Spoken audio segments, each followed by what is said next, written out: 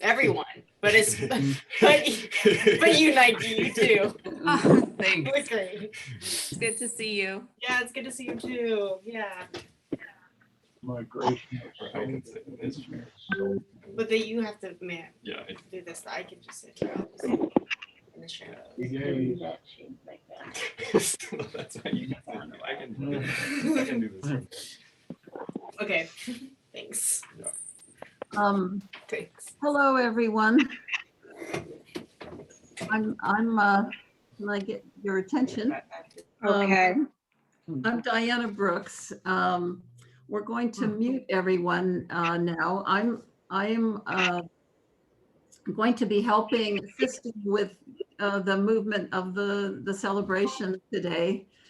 And Michael Cameron is one of the co-hosts and will be helping with the technical aspects of this. And this is our first time doing something like this on Zoom, and I'm so excited because people from all over are able to join us. I mean, we have people on this call from Europe, from South America, and from all over the United States, New York and East Coast and California, and Northern and Southern Oregon, Washington. So people are really all over. And so we wanted, I know there's still a few technical things and people still signing on. Not everyone is muted. But we're going to start with a little slideshow of Janet with some music, and hopefully by the time that's finished, we'll have everyone with us. And so I just invite you to enjoy the slideshow and the music as we enter the celebration. And with that, I think,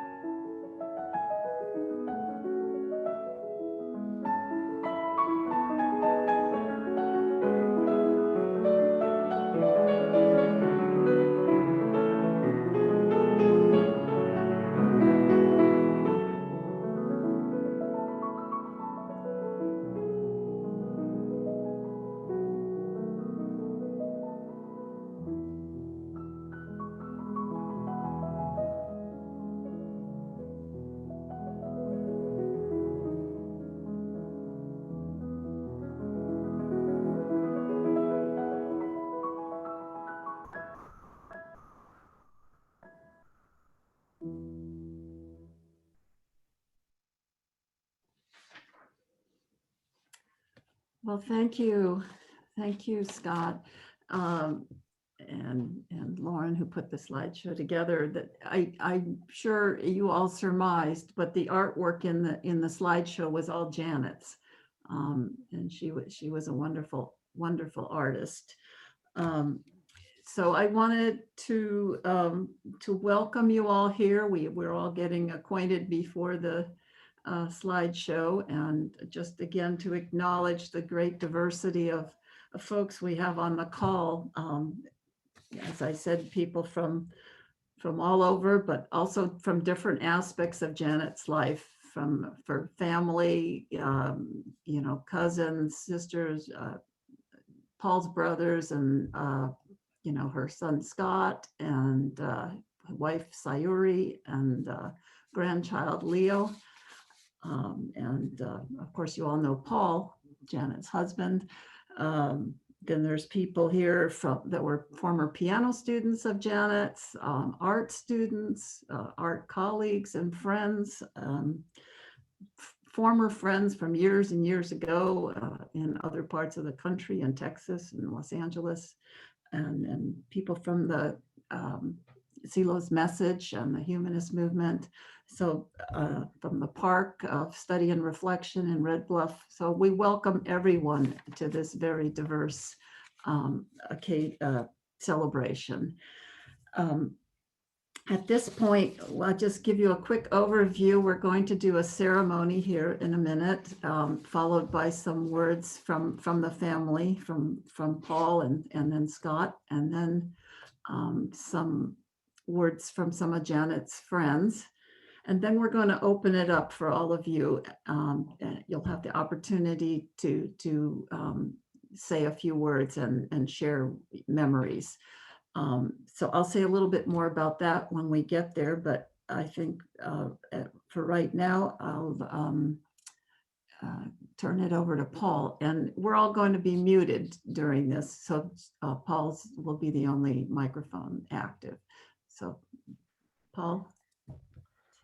Well, I'd like to welcome everyone here today. This is really beautiful to see and feel all your presences. And as Diana said, Janet touched people in very different situations and people of many different types in her life. So we have this diversity of people today, which is really interesting.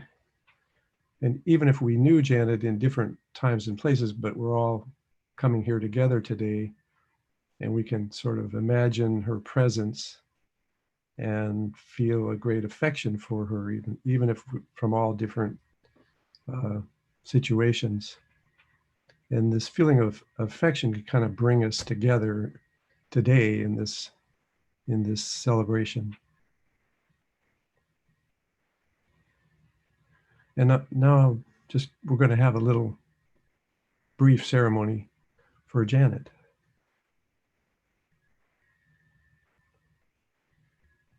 Life has ceased in the body of Janet.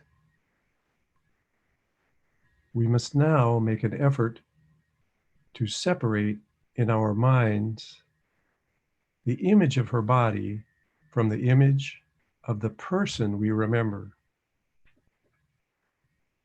Her body does not hear us. Her body is not the person we remember. May those of you who do not feel the presence of another life separate from her body consider that although death has taken her body, the actions that she carried out during life, which touched all of us who knew her, these actions will continue to unfold in us and out into the world. And their influence will never end. This long chain of actions set in motion in life cannot be stopped by death.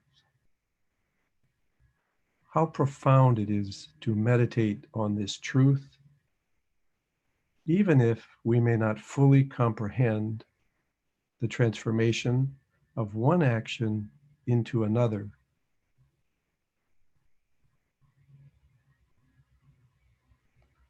And may those of you who do feel the presence of a separate life consider that death has taken only her body, that the mind has once again triumphantly freed itself, opening its way toward the light.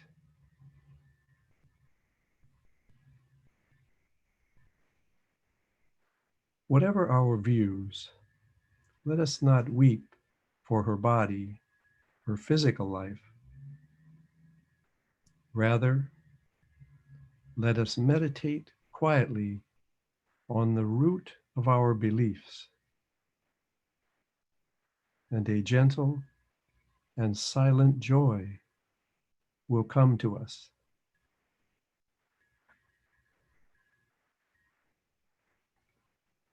Peace in the heart, light in the understanding.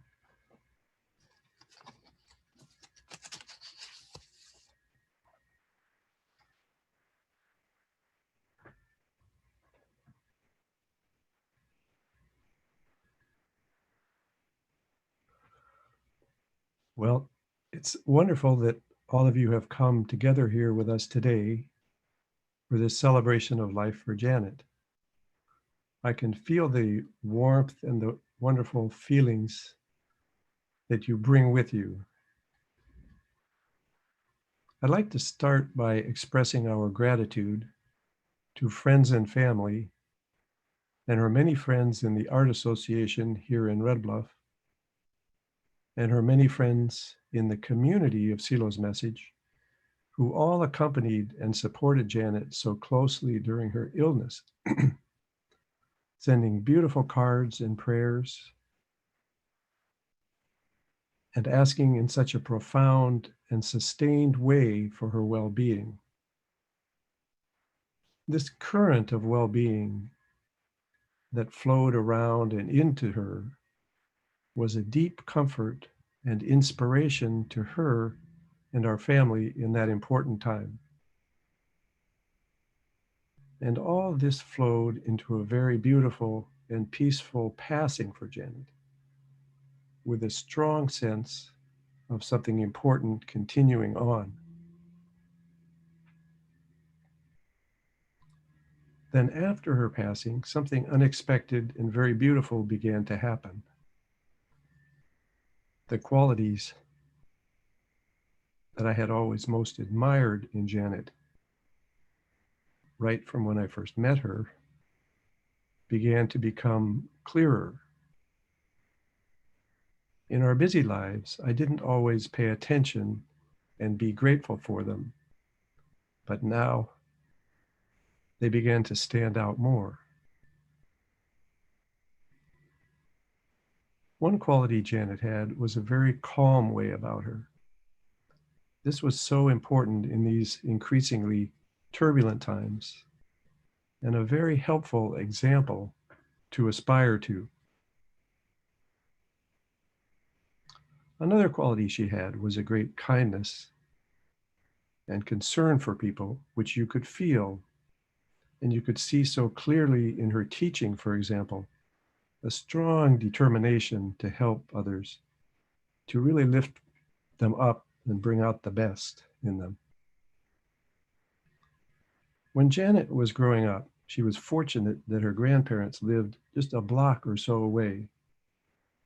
And she spent many afternoons after school with them practicing the piano and having dinner with them. So she really had she had her parents, and then she had these grandparents who were both born in the 19th century. So she had this sort of broad base for growing up. So she was sort of a 19th century girl. And we have the doilies in our house to show it.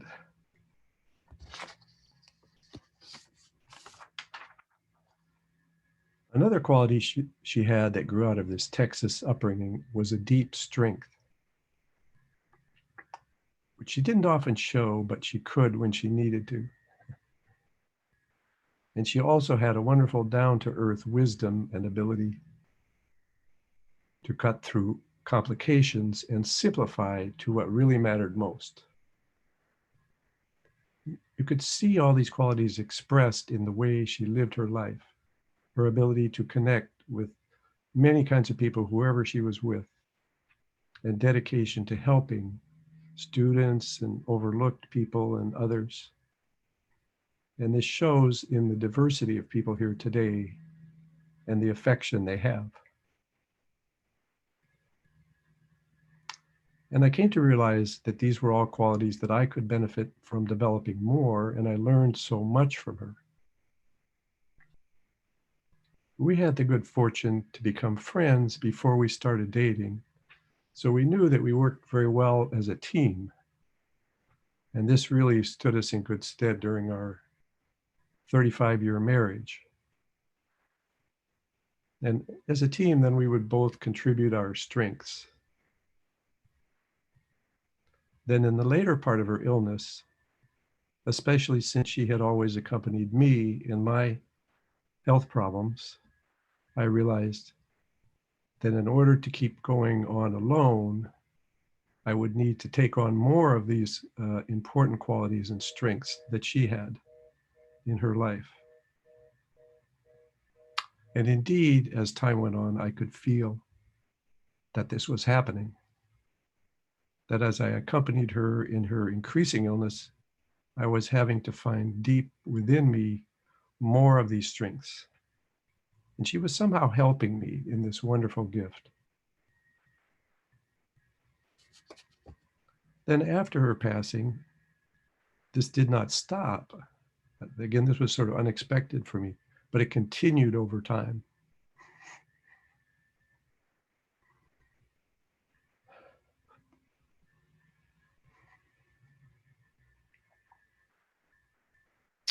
And these special qualities, they came to stand out more and more clearly.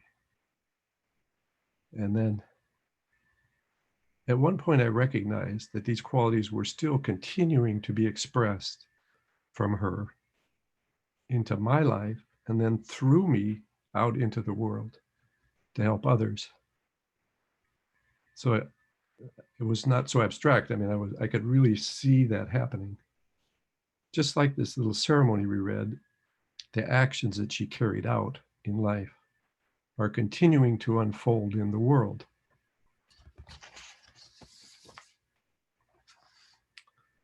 So this helped me find the strength in this difficult period to make the effort to reach out to some other people we knew who were in need of important help in these very difficult times. So I could just see this flowing through, and recognizing how all this was connected gave a great sense of peace and continuity with Janet. I could feel that in this way, her good qualities and actions in life were continuing to be expressed and flow into the lives of others. And they were not at all stopped by death.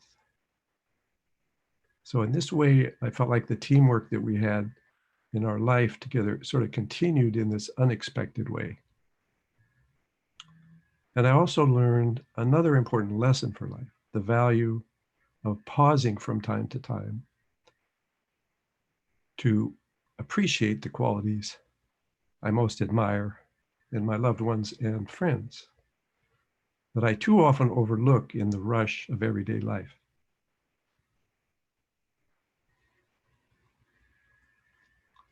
To take a moment to reflect and be grateful, and to open my mind and heart to look deeply into them,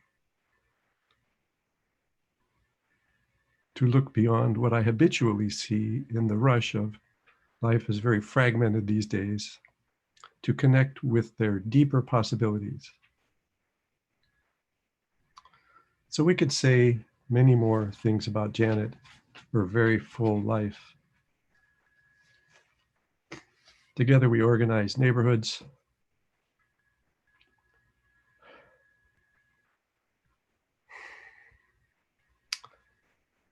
We translated and published books on the teaching of Argentine writer Silo that is inspiring a new spiritual possibility for these times. And she designed award-winning book covers and produced spoken word audio recordings.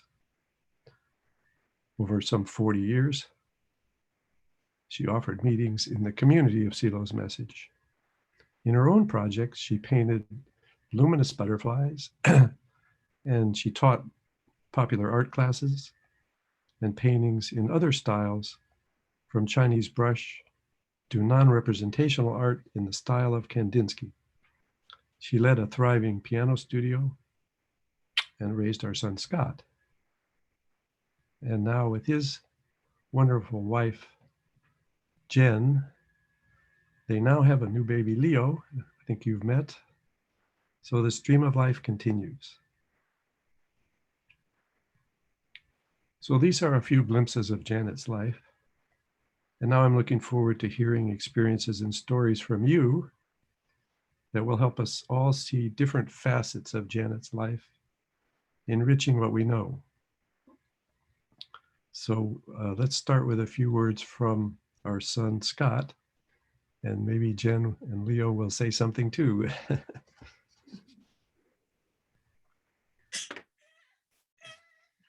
Leo's already talking. Leo's already got his whole speech plans. Well, thank you all for joining us today. It's amazing to see all my mom's friends and family gathered together to celebrate her life and memory. This has obviously been a very challenging year for everyone, to say the least.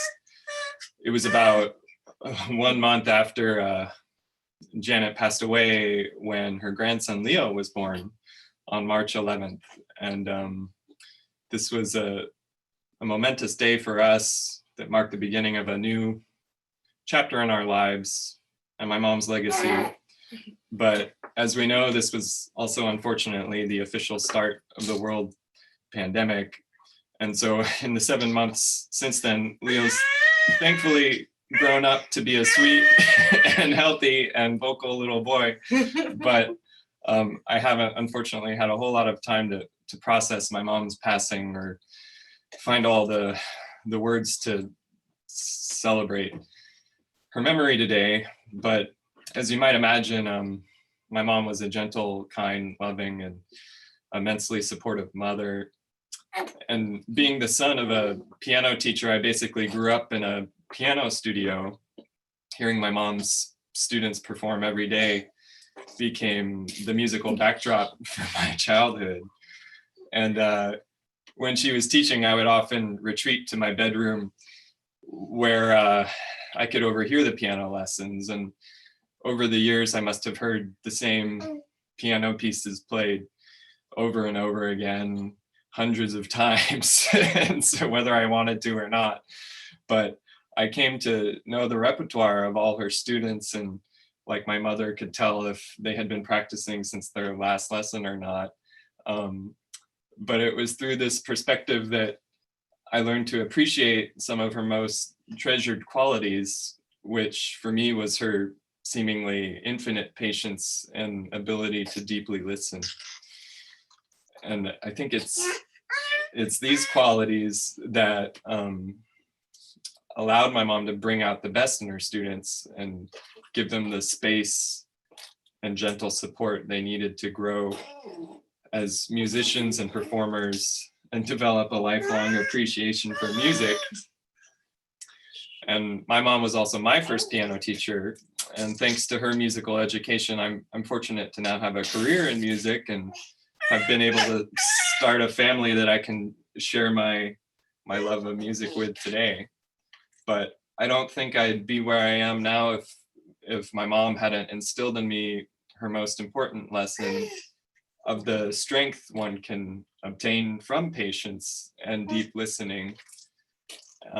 From patience, I was able to develop the discipline not only to practice piano, but to have the persistence to pursue my goals in life, and no matter how hard or long it seemed to take.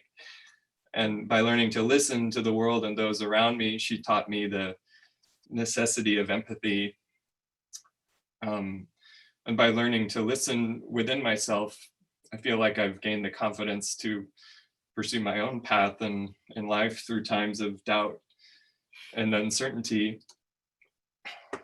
But I think now more than ever, patience and listening are in short supply. So I think it's through Janet's wealth of these that she made the world a better place and inspired me to teach these lessons to my own son. And I think it's through these teachings that I'm comforted to know she'll live on through her family and all those students and everyone else she touched in her life. And so now I think while we're here, I'd like my wife Sayuri to say a few things, and then after that, we'll turn it over to an old childhood friend of mine and a longtime family friend and former piano student of Janet's, Jack Katie. Hi everyone. I'm Janet's daughter-in-law. I got married to Scott last year, May 2019. It was really beautiful, and I just wanted to share my memories of Janet. I remember things really well through food. That's my thing. So I'm just gonna go over the meals that I remember really distinctly with her. So the first time I met Scott, or we started dating, the first time I came down to San Diego, we got a meal at Lucadia Pizzeria in Encinitas. And I think she liked me then, because after the meal was over, she's like, should we order dessert? I think I'm gonna order dessert. And then immediately I knew that I liked her because she ordered us like 3 cakes, and it was just the 3 of us. So, it was just, I felt like she was really celebrating like meeting me, and it was, a wonderful time of Scott's life and of my life, when I loved going down to San Diego and visiting them there. And we ended up getting married and having a baby. And then, so that was my first meal that I remember really well. So the second meal that I remember really well having with Janet was when Paul and Janet moved up to Red Bluff. And there's this really great restaurant there called M&M Ranch House. Shout out to Red Bluff.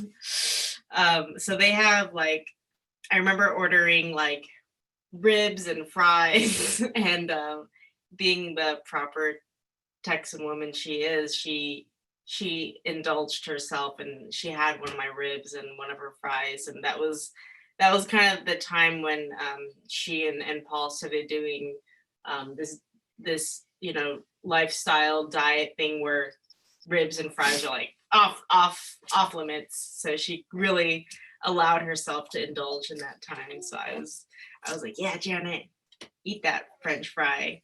So yeah, that was memorable, going to Red Bluff and just seeing their different life from what they had in San Diego.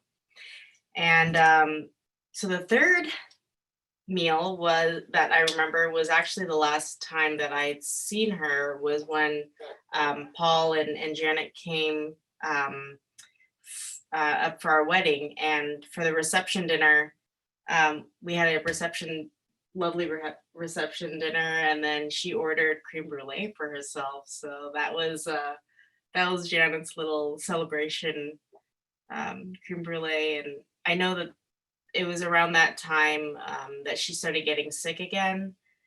When she came up for our wedding, she thought it was bronchitis, but she powered through it, and she came to our wedding, and you saw the picture, she looked beautiful with her pink cardigan, and I could tell she was just really really happy for us and just in such a celebratory mood. And it was a wonderful last memory of her.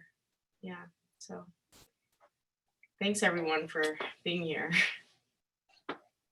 Thank you. All right, so we'd like to turn it over to Jack Katie. Hello, everyone. Can you hear me? Is it working? Okay. I'm honored today to be able to speak in celebration of the life of Janet Tooby. Janet was a wonderful, beautiful person. She and my mom were friends, and I remember often we would go by to say hello when we were walking our dog, and you could tell if she was home or not by listening at the door for piano music. And sometimes we would stand there and listen for a minute or two, even if we knew that she was busy. Music is something I will always associate with Janet, as I'm sure it will be for many of us.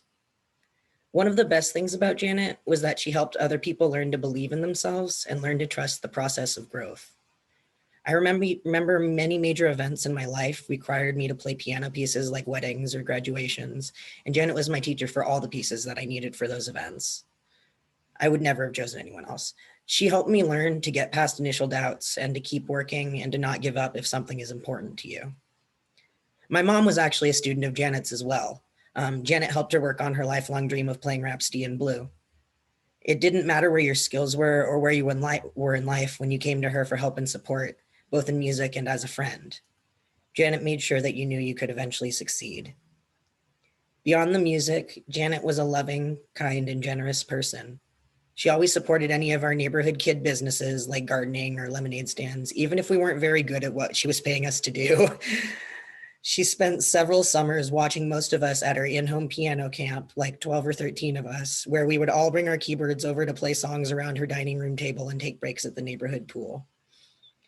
Janet was kind of like having another family member in the neighborhood. She was always looking after us kids and making sure that we felt valued and cared about and safe.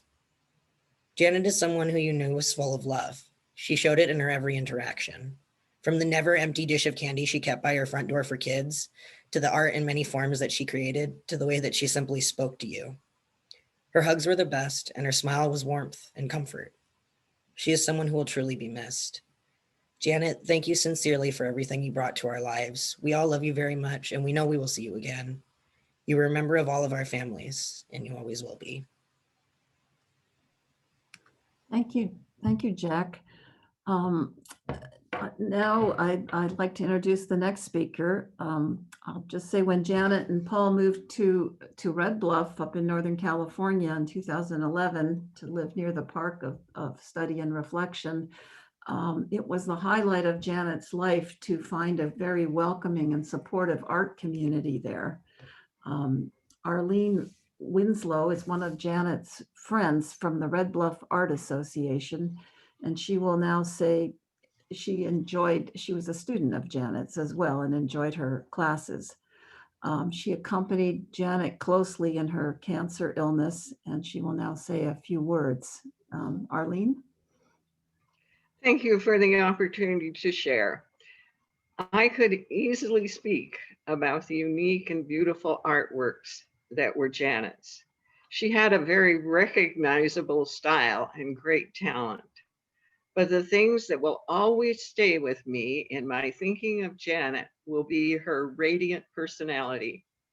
She always seemed to me to have an aura of peace and tranquility about her. My first memory of meeting Janet was probably sometime in 2011 or 2012. Art Association held a plein air or outdoor painting session at an animal sanctuary somewhere west of Cottonwood, out Gas Point Road. I'd driven my car and Janet was my passenger. This was before the days of GPS. We met at the Home Depot parking lot and carpooled from there. That afternoon, we didn't all leave the sanctuary at the same time. I unknowingly chose a wrong turn, but it was only when we passed the Veterans Cemetery that I recognized my mistake. It was too far to turn back, and we were probably 45 minutes out of our way and ended up just south of Redding, 30 miles north of Red Bluff. I was frustrated and annoyed. However, Janet was graciously peaceful and tranquil. Over the ensuing years, Janet always seemed to me to be endowed with a very peaceful spirit.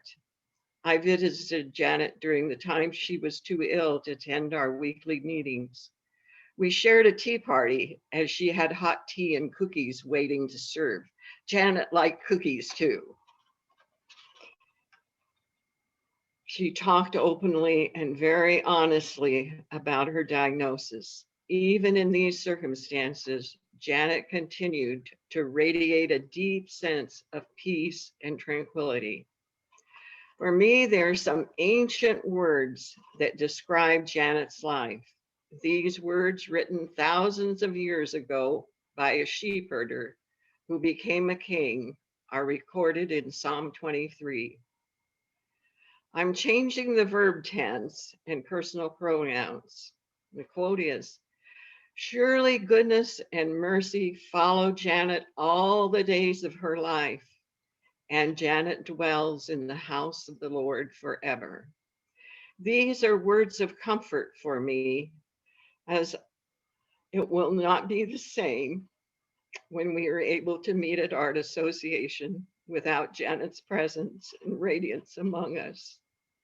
Janet, we love you and miss you.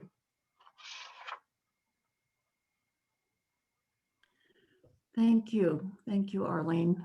It's very heartfelt. I'm going to say a few words myself before I open it up for more general comment. I've actually, I can't believe, but I've known Janet for 35 years, maybe even longer, but it's been decades. And I met her at a neighborhood gathering in Los Angeles back in the mid 80s. And over the years, our friendship deepened because we were both involved in the humanist movement and the community of Silo's message. And I'd see them. They moved to San Diego. I lived in Los Angeles, and then I moved to San Francisco. But eventually, they moved to Red Bluff, and I got to see Paul and Janet more often because I went up to the Park of Study and Reflection as well. And whenever we went up to Red Bluff, my husband and I would stop by and visit Janet and Paul, and have tea and cookies, or Janet would make us a sandwich or something. And we'd always want to see her art. We'd want to see what she'd been working on, and she was always happy to show us all these different things. And I'll say Janet once told me that it was her purpose in life to help others express themselves artistically. And I really think this was true. I'll just tell you a short story about my mother. Janet met my mother back years ago in the 80s. We all lived in Pasadena for a time, and my mother's now 97. And Janet, these last few years, she would always ask about my mother, ask about her health, and ask if she'd been painting lately. And my mother had sort of lost some confidence and was she lives in assisted living now. And, so I each time I'd tell my mother, I said, Janet's asking after you. She wants to know if you've been painting. And it would sort of gently encourage my mother with no pressure, and my mother always was so impressed with Janet. She kept telling me she's a gifted artist, and she'd feel so honored that Janet would remember her or think about her. And with Janet's help, I was able to buy my mother a set of watercolors. I mean, not just a regular paint box, but little individual tubes and special brushes and paint. And I got a plastic table, and set it up in the corner of their apartment, and it was called a mini art studio. And my mother started painting again, and she was just so happy, and she dabbled with these paints and sticking the brush in them and doing funny things. But she made a little painting for Janet when she was sick, and asked me to send it to her. And we were both really, really touched. And I think I could say a lot more, but I think what stands out for me about Janet is her sincerity and her kindness. and the calm and determined person that she was, and quite brave too. I accompanied her when and supported Paul and Scott when Janet had her second surgery in Sacramento last summer. And even when Janet was facing so much personal challenge, she would always ask how we were doing, how was my mother, how was Lauren's mother, my husband. And that meant a lot. And I'll close with saying that after that surgery, she went back to Red Bluff, and she had a few months before things, she faced increasing challenges and difficulties again. And during that time, she painted this most beautiful egret painting. Maybe some of you have seen it. It was in an art show. And I realized it was for sale. I couldn't believe it, but it was. And I asked her if I could buy it because I wanted to give it to my husband for his birthday. He's a birder and he just loved that painting as well. And she said yes. And I was so thrilled, and my husband was surprised and very happy. And I think that the peacefulness in the egret and the painting itself just brings back her presence. And I have to say, a lot of times I feel like she's still here. It's like there's this calm, loving presence and caring. It's as if she's just still there asking about how we're doing and how is my mother. And so I feel like she's nearby somehow. Okay. With that, I want to transition to hearing from all of you. And because I lost track, but I think there's somewhere between 50 and 75 people on this call.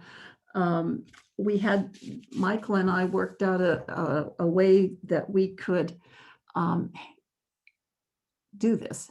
So what we would like to do is prepare a list of everyone who'd like to say something. So we're asking you to do this in one of two ways. Either if you know how to put your name in the chat, just type your name in the chat, and Michael is preparing a list. If you don't know how to use Zoom well enough to put your name in the chat, you can just raise your hand, and Michael has a couple of helpers. We'll go through and compile a list. Thirdly, I think there may be a few people on the phone. And if you're on the phone, you may need to say your name, unmute yourself and say your name.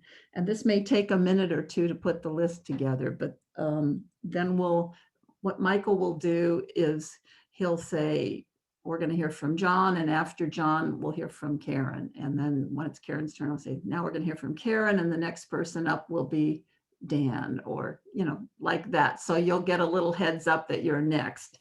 And we're, like I said, this is the first time through this Zoom ceremony and celebration for all of us. So I'm hoping this will work.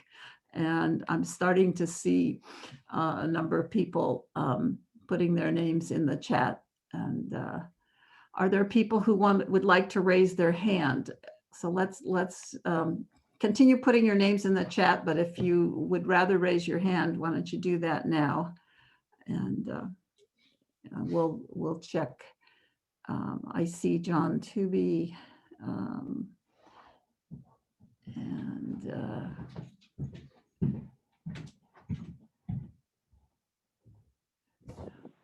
okay, it sounds like most people. Now, are there people on the phone who would like to be added to the list?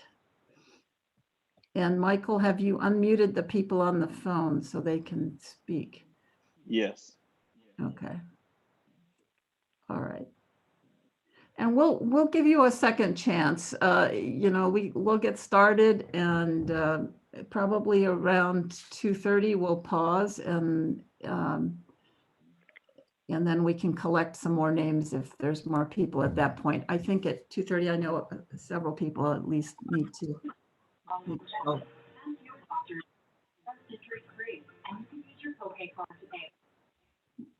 All right, Michael, can I turn? Michael is going to handle this part, Michael Cameron. can I turn it over to you? Yes, if you just give me about 30 seconds to keep working on this list, Okay. I'll start calling out names.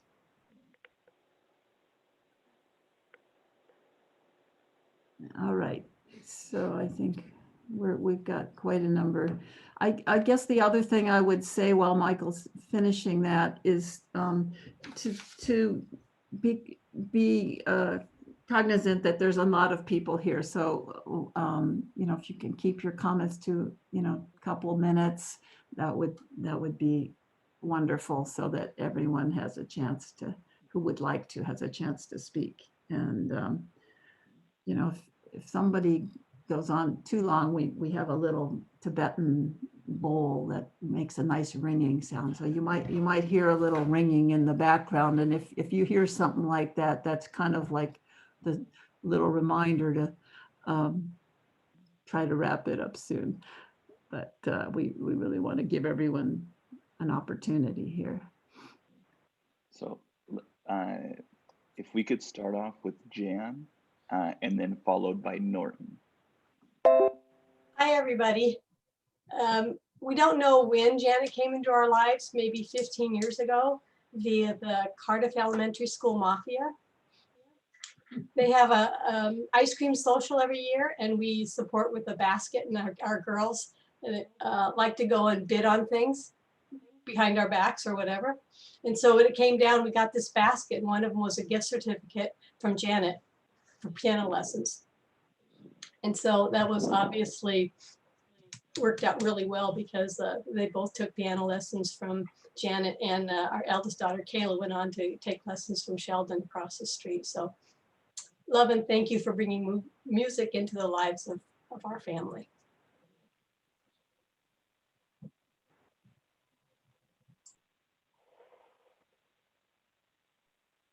Okay, thank you. Now Michael? we've got Norton followed by Layla Mhm. or Lita. Hello. I am so happy to be able to join this celebration of Janet's life.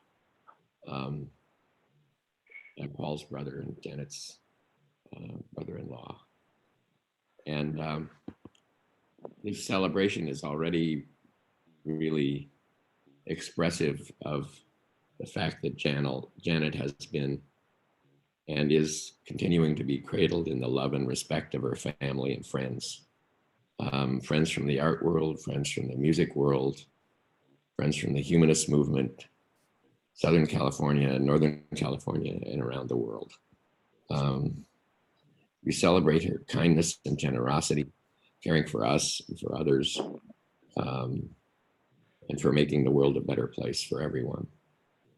If I had a hat, I would take it off in a salute to Janet for a life well lived.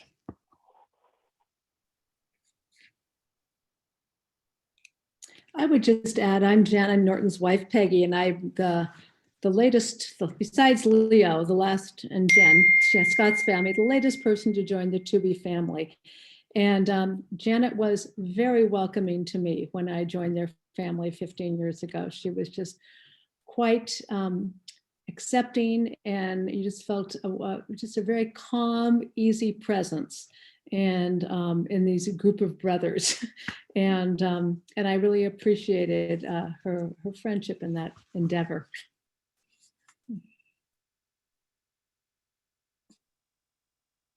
Hi. Okay. Now we'd like to turn over to Lita and then followed by John. I'm Lita Cosvides. I'm Janet's sister-in-law and my other sister-in-law. And Janet, I met Janet at the wedding, I think, when she and Paul got married. So I've known her a very, very long time. And I was very lucky that in the late 80s, John and I lived in Palo Alto, and Paul and Janet lived in San Francisco. And I used to spend several days a week with Paul and Janet during that time. And so Janet was my buddy, and we went through a lot of stuff together. It was a stressful time. She was wonderful. It's not just, but I want to acknowledge a couple of things about Janet. It's not just that she's calm. There are things that must be said. Janet was really smart and her mind was always working, always working. And as many of you have acknowledged, often what it was always working on was for the group of people that she was involved in, how would anything that you do affect this person, this person, this person, this person, and what would be the optimal thing that would make everybody happy? That's just, she couldn't turn it off. That's how she was. And she was so intelligent, and she taught me about Russian expressionism and about art. I mean, she just taught me a million things. And I adored her. And the last thing that has to be acknowledged about Janet, and probably some of you know this, I don't know, but Janet had a wicked sense of humor, just a wicked sense of humor. And she made me laugh. So she was amazingly perceptive about everything going around her and what everybody was thinking and all of their assumptions. And she just cracked me up so many times with her observations about things. And so, yes, she's an extraordinary person. She's extraordinarily calm. She's loving and wonderful to everybody around her. She's also wickedly intelligent and wickedly funny at the same time. I wanted to remember that about her.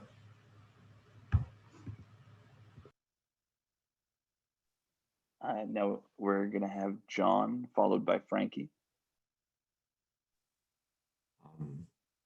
Hello, everyone. It's wonderful to see, to meet so many people I didn't know who were in Janet's life, and also to see so many old, long-term, I should say, people I haven't been in touch with as much as I would like. But anyway, I'm Janet's brother-in-law, and I've known her 35 years. And I guess I wanted to just say that, you know, when I think of her, you know, now I think of a sort of like that she was gentle and she was sweet, but beneath that, there was just a iron core of no nonsense. And that was sort of kind of, you know, the sodbuster Texas strain in her. And I say this because she married into a family in which there might have been a touch of nonsense or more than a touch.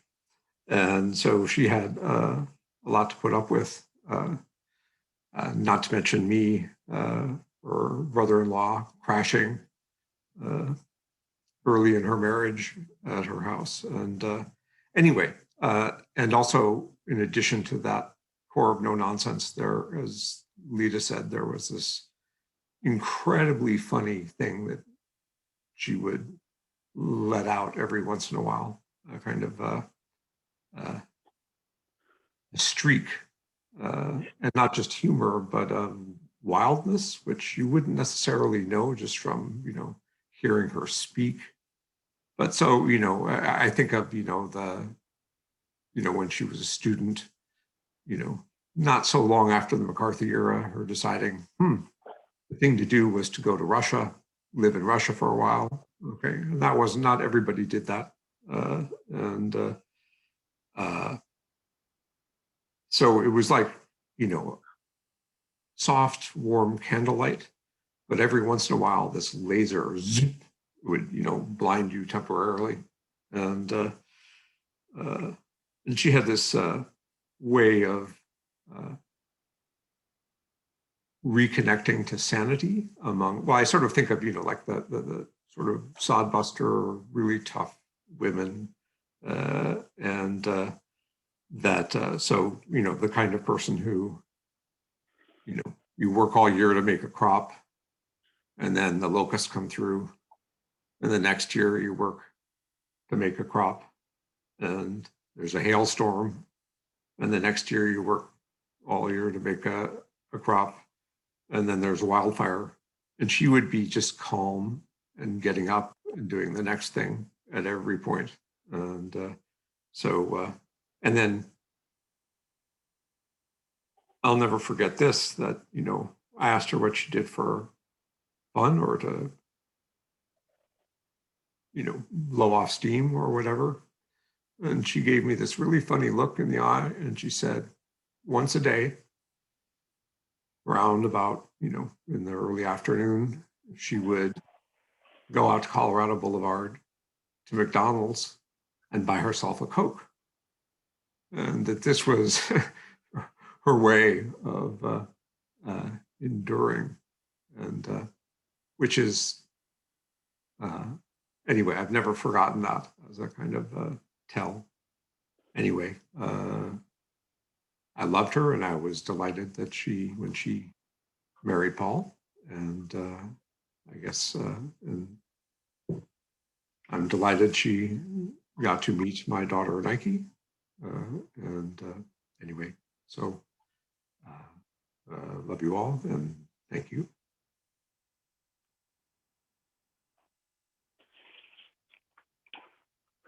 Now we'd like to invite Frankie up, followed by Lily. Hi, everybody. I'm Frankie Clem, and I'm part of the Cardiff Park contingent. Paul and Scott, it's good to see you again. I'm sorry about the circumstances.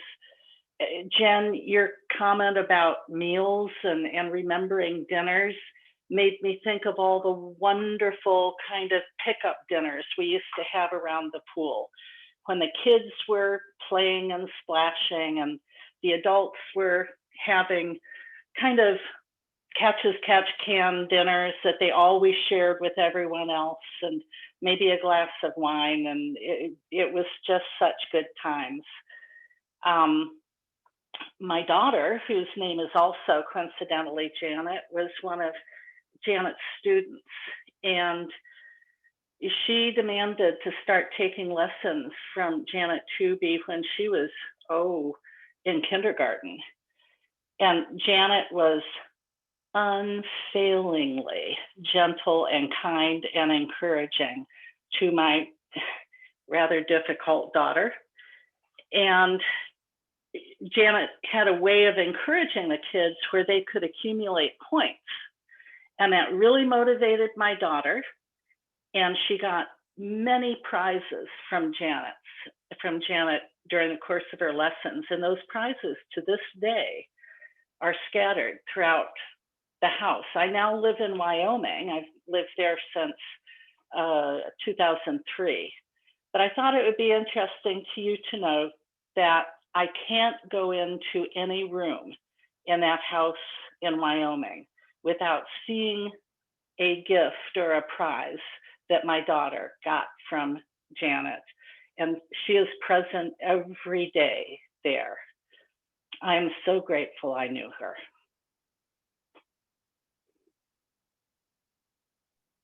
Now we'd invite Lily up, followed by Judy. Beautiful. I am also a student of Janet's, or was a student of Janet's. And my mom's here today too.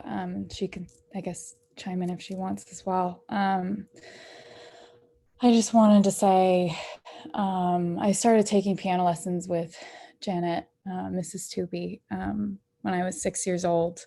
I'm 27 now. And she was so wonderful and beautiful in every single thing she did, including her handwriting, that I always admired. And I know we still have prizes around the house as well. She made me fall in love with music to the point where my mom would have to say, go do your math homework instead of play the piano. And she touched my life in a million ways. And I'm so, so, so grateful that I had her in my life. And I think because of her, I am where I am today, loving music with my work, and who my partner is. He's a musician as well. And I don't think I'd be there without her. So, so much love to her and the family.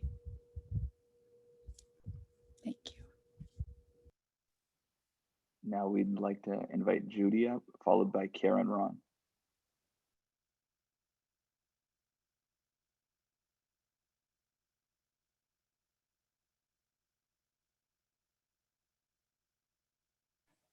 There. Okay, am I unmuted now? Hopefully. Okay, I'm Judy and I'm Jack's mother. Jack was someone that you heard from right at the beginning of all these remarks. And all the things that Jack said about what a wonderful presence in his life.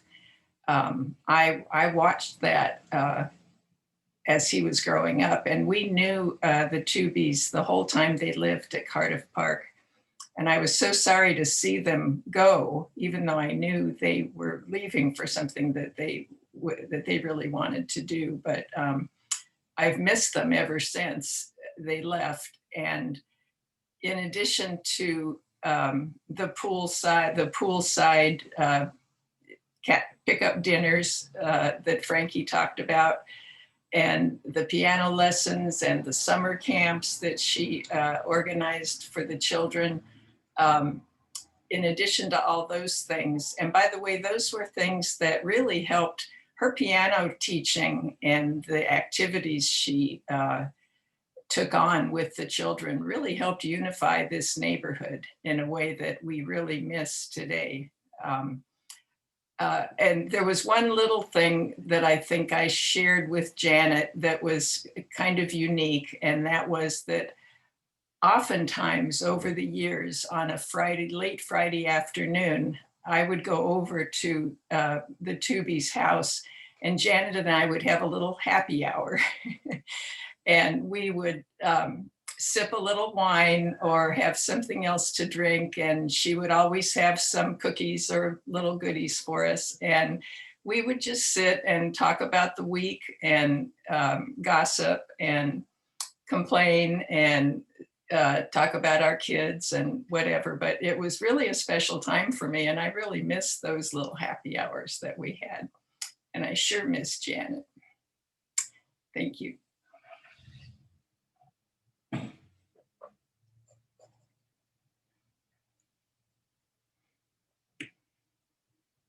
All right, now we'd like to invite Karen up, followed by Nicole.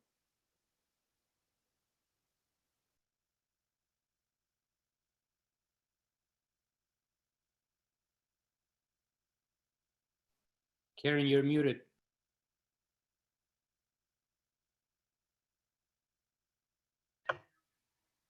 Ahora, you can hear me Now now? we can hear you. Yeah. So I'm saying I'm very grateful to be here and to sides of Janet's life that, I didn't share. But she's impressed all of us with this, her kindness and her sweetness. And, you just see what John said, that what is a life well lived, or someone said. But I would just like to share when she passed, a little bit before and a little bit after, every day I would do an asking for her, a little bit like this ceremony that we do. And every time I felt her, I'd never felt so close to someone who was so luminous. And every day and after, and we would talk to Paul throughout the following weeks, and I would say, Paul, I think of Janet and I just feel this luminous presence. And I think that is like a reflection of everything that we said here so far. And so I just wanted to share that.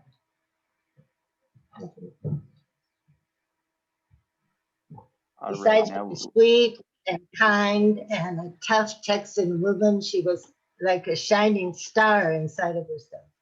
Really, really. Now we'd like to invite Nicole up, followed by Lauren.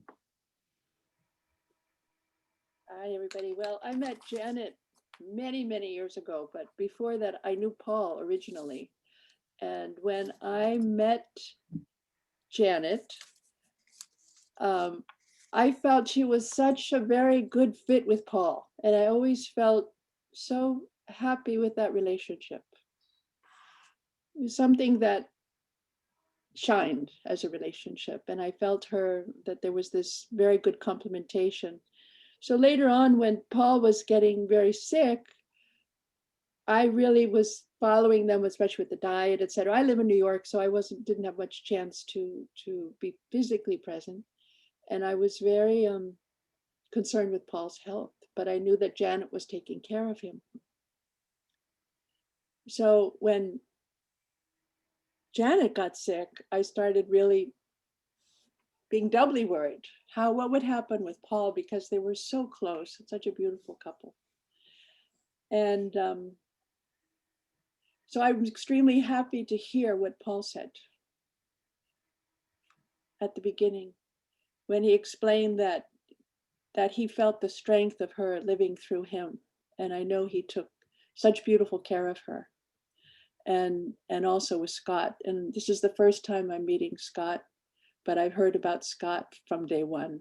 It's always been something that was beautifully communicated to us as friends.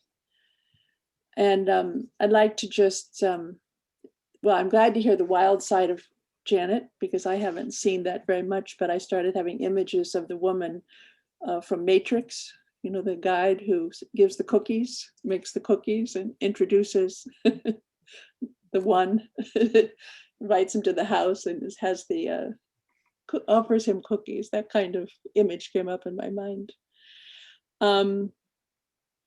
So all of that, plus what everybody else has been saying, I think it's testimony to a life well lived. And what Karen was saying, in fact, I was with Karen at the time that we got the news about Janet passing. And so we sat down almost immediately to do a ceremony for her.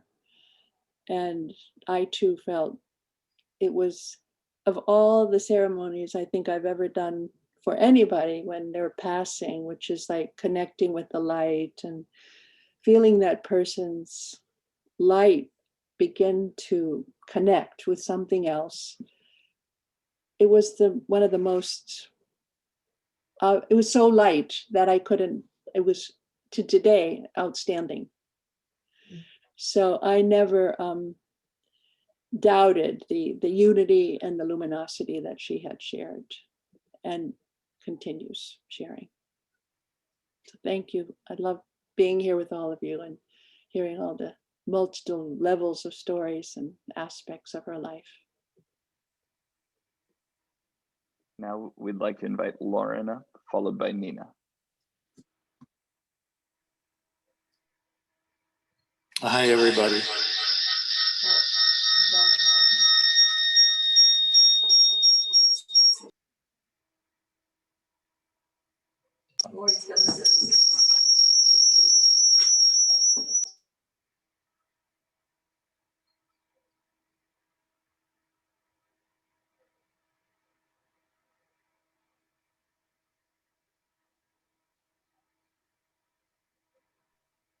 You're muted. Okay, we're go. Sorry for that feedback. It's just so wonderful to be here. I'm just so moved by hearing all the stories of Janet's life and hearing things that I just never knew about her and things that I did know about her. And, you know, she just had such a presence. When you were with her, she was just very present to you. And she always listened very well and very closely. You always felt seen when you were with Janet. And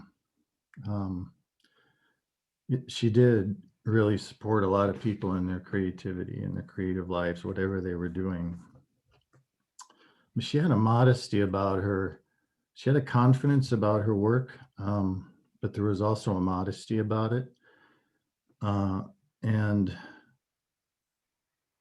I don't know how many of you knew that she wrote poetry as well. Scott posted some poems to the website, and I was really happy to see those. And then I remember that she had shared a poem or two back when there were some poetry workshops and events happening. And I'd just like to read one of her poems.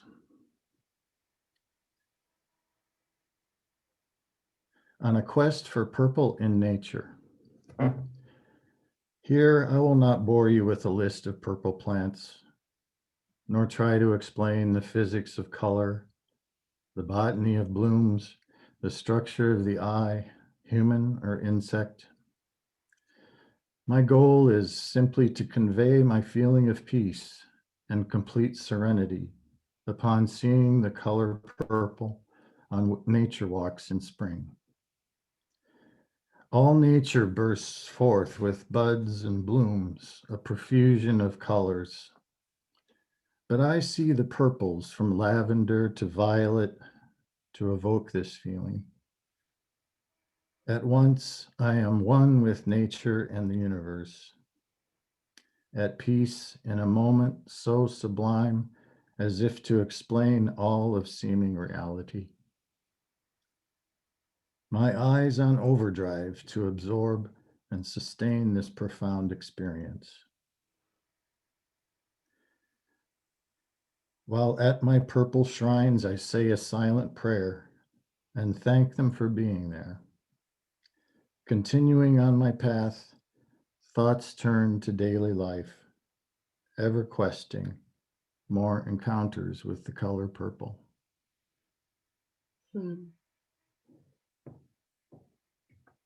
Thank you. Now we'd like to invite up Nina, followed by Kathy. Hello.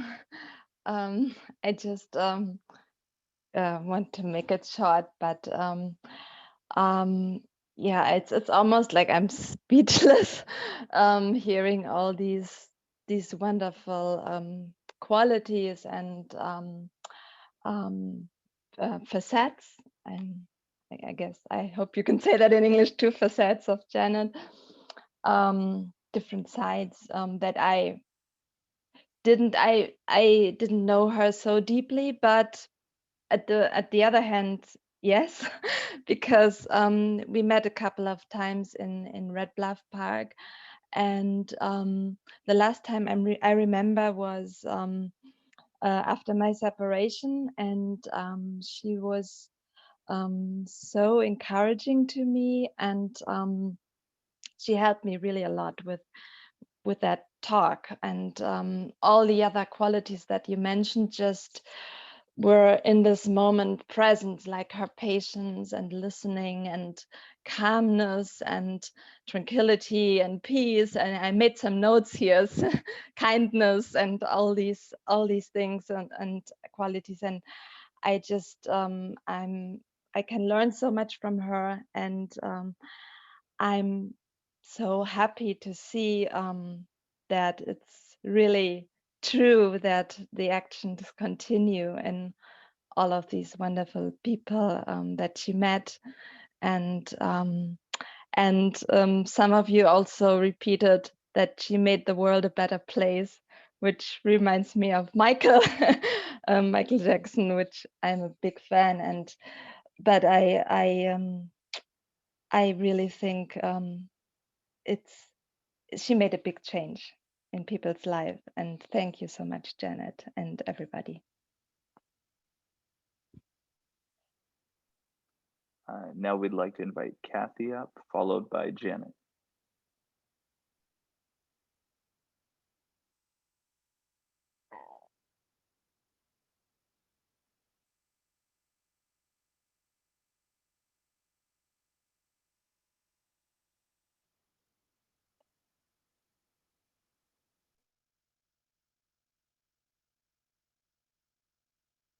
Sorry, I was muted.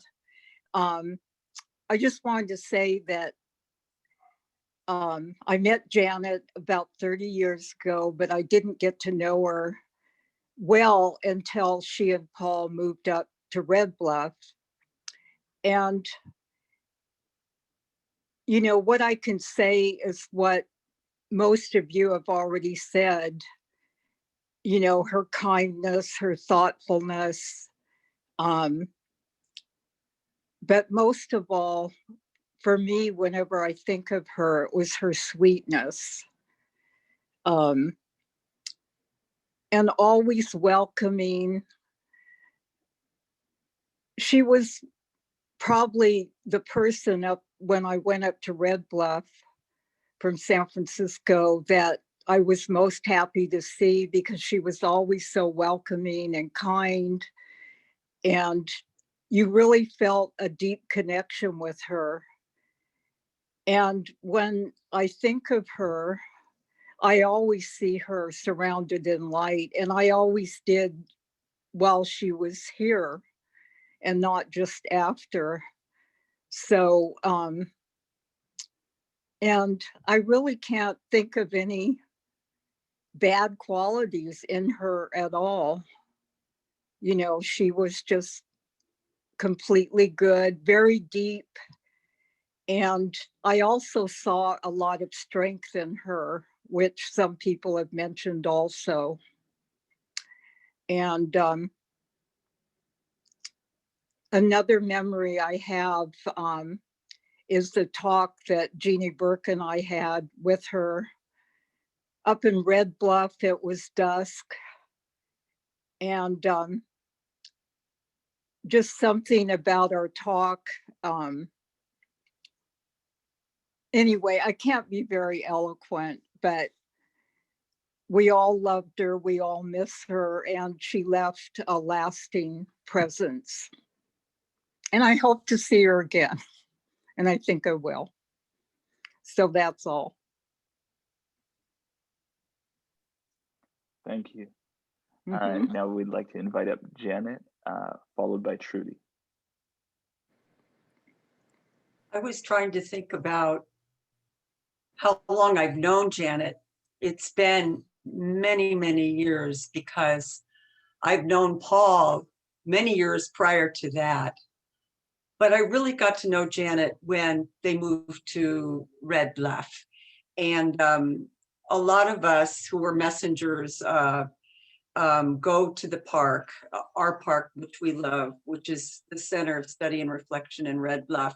We go at least once a month. And I always looked forward, especially to seeing Janet. They usually showed up at noon or something like that, and Janet would bring a big, delicious pot of something. You know, she learned how to cook lovely vegetarian meals, but she'd bring these ginormous crock pots full. And we were a lot of people often at the park. We could be 30 people, and she would have this delicious meal prepared. And when you were with Janet, you always felt like you, at that moment, were the only person in the world to her. Like she was 100% with you, 100%. And she just had this rock solid Texan, down to earth approach to life. But also it was peppered with an incredible sense of humor that she had, which I really appreciated. She would make me laugh many times at the park. She would see the absurdity of certain situations and point them out. And pretty soon you both were laughing at just the play of life and how things were passing. She loved the park. She loved Red Bluff Park. And she also loved the community of artists that she found in Red Bluff. In fact, I think she just really flowered when she became part of that community, and she had just prolific artwork. And Janet taught me, because I'm not an artist, she began teaching me about how to see the world through the eyes of an artist. And some of the last conversations I had with her were about spirituality and Kandinsky, who she loved. And so today I just loved seeing the PowerPoint presentation and those pieces of art that were influenced by Kandinsky I'd never seen before. It really impacted me. And so I am so grateful to have known Janet, and through all of you, I can see that she's touched all of us here, and not only us, but her actions will never end. They'll continue forever. So I'm just so grateful for everything she gave all of us. Now we'd like to invite Trudy up, followed by Ken. Okay. It was so amazing to hear everything everyone was saying and to see so much of Janet's amazing art and hear her poetry. It just made me want to get to know her more and more, you know. I didn't know her as well as I would have wanted to, but I did have some experiences with her, and I wanted to read a little story that I wrote for this moment. I must have met Janet and Paul for the first time in the 80s, but it wasn't until decades later when we all began to meet at Red Bluff Park that I began to get a taste of Janet's special sweetness and depth of being. On the third Saturday of every month, there she would be, arriving with Paul and her pot of beans. After depositing the beans on the potluck table, she would proceed to greet everyone one by one with her gentle warmth, worrying about each one of us, asking how we were doing, concerned that we were all taking care of ourselves. She seemed like such an unprepossessing person, always putting others first. But if you looked more deeply, her intense joy and love of life were there in the background, flaming like the colors in her jewel-like butterfly paintings.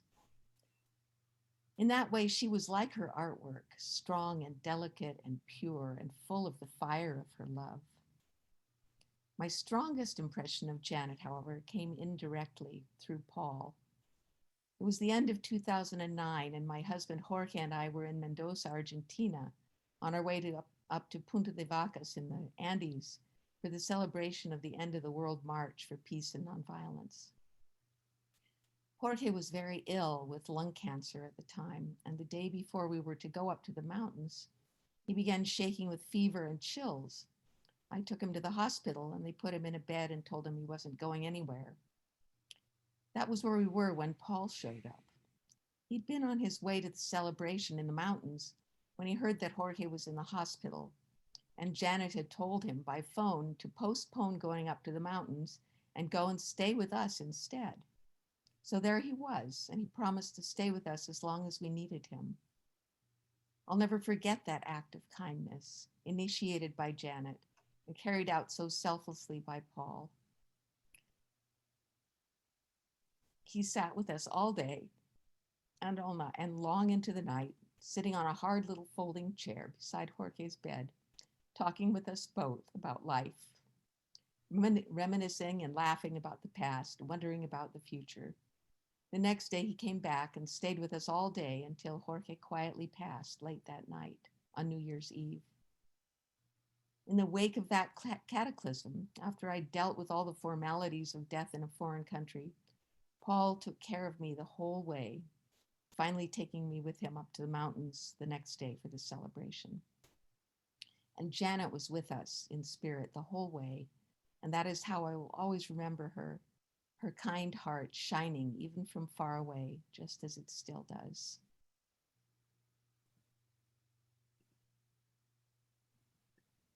Now we'd like to invite Ken up, followed by Rafa.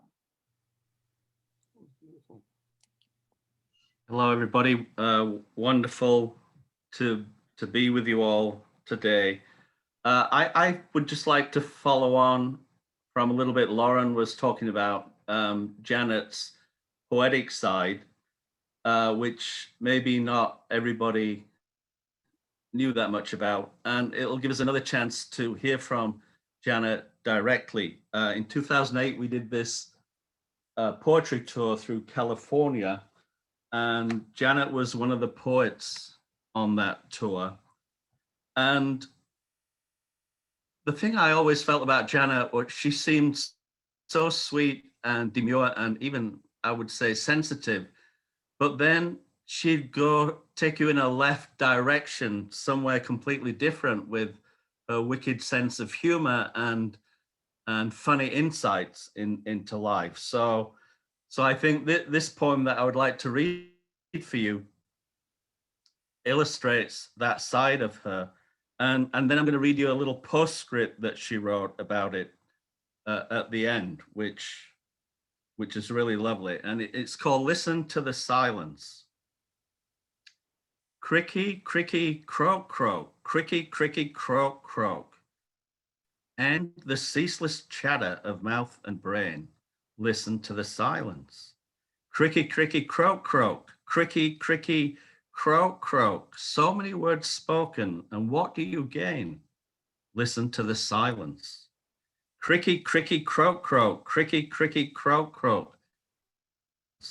Wellspring of all creativity. Listen to the silence.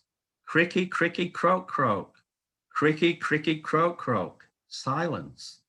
Pathway to the sacred. Listen to the silence. Shut up. And that ending is a lovely way that it's a side of Janet that I really appreciated. So she has this little postscript, and she says, at a poetry workshop in Red Bluff, Isaiah Snowbell entreated vociferous participants to listen to the silence. This poem is the result, echoing the chant motif from Aristophanes' comedy, The Frogs. Breka-kekex, coax, coax, breka-kekex, coax, coax. Croaking frogs provide a rowing chant for Dionysus and Charon on their trip to Hades. The obstreperous frogs are a nuisance to conversation and thought. The final shut up, which is what she talks about in her poem, the final shut up echoes Dionysus' exasperation as he raises his robe and farts loudly to silence the noisy frogs. So hearing Janet say that at that time when she read this poem just really surprised me, you know, and all I can imagine now is that wherever she is, if it gets too noisy, she's going to let off a tremendous fart to shut everybody up. So that's the side of Janet that I didn't know till I got to know her in this poetic way. Now we'd like to invite Rafa up, followed by Trish. Hi. I want to say, first of all, that I'm very, very touched by and very grateful, you know, to Diana, Paul, you know, Scott, like everybody who's put this together. I resonated very deeply with Paul's qualities list, you know, the Janet's list of qualities. And I'd like to add, you know, I didn't spend a whole lot of time with Janet, but the times that I was with her, you know, she impressed me in a very special way. And I would say that there's another quality there, that she would stand out in a very strange way, because she wouldn't stand out as a protagonist. She would be the one who would kind of seem to be binding everything else together, you know. She was a paradox to me, because she seems to be she was so transparent that she could read her really well, and yet I always had a feeling with her that I was only getting the tip of the iceberg, you know, that there was so much more to her than meets the eye. And my synthesis of my perception of Janet was like an accomplice. You know, she would be always kind of like winking at you, you know, like a sense of complicity. And I think that everything everybody else has said here is so true and makes her so special. And I want to end up this little testimony with one of her Kandinskys that I have in here, which to me resembles her so much because it's like the sun shining into the coldness. That's it. Now we'd like to invite Trish up, followed by Rocio. Hi, I'm Trish D'Entremont, and I live in Sea Village Circle in Cardiff Park. And the Toobies were, as has been said before, such a wonderful part of the memories that we all share. But I remember the first day that they moved in, and they moved in as renters to the neighborhood, and it was apparent that they were very quiet, calm people. And the first day that we moved in, I believe Scott and my daughter were in first grade, and my son was younger than them. My kids started wrestling on the front lawn, and I think Jack might have been there too, involved in that. And I looked up, and the Toobies had this wide-eyed looks in their eyes. And I knew for sure we had scared them off. They were going to be hesitant to interact with us, and I was so wrong. Janet's calmness and peacefulness added to the calmness and peacefulness of the neighborhood in spite of those kids. And Jack, I know you know that you were one of the rowdy ones, but the Toobies welcomed all of the kids into their home and into their piano lessons. And it was such a nice addition to the neighborhood, and those memories will be cherished forever. And thank you so much. Now we'd like to invite Rocio up, followed by Michael. Hi, I met Janet in 2014, and then I would see her more often when I moved to California like 4 years ago, when we were up to Red Bluff Park once a month. And she was one of my favorite persons there. It was always very nice to be around her. There was always like a nice atmosphere when you would be near her. And she was very sweet and calm and strong. Yes, I just want to share that it was so nice being around her. That is something that I'm very like now like committed to carry out like in myself to the world. So yeah, I'm very grateful to have.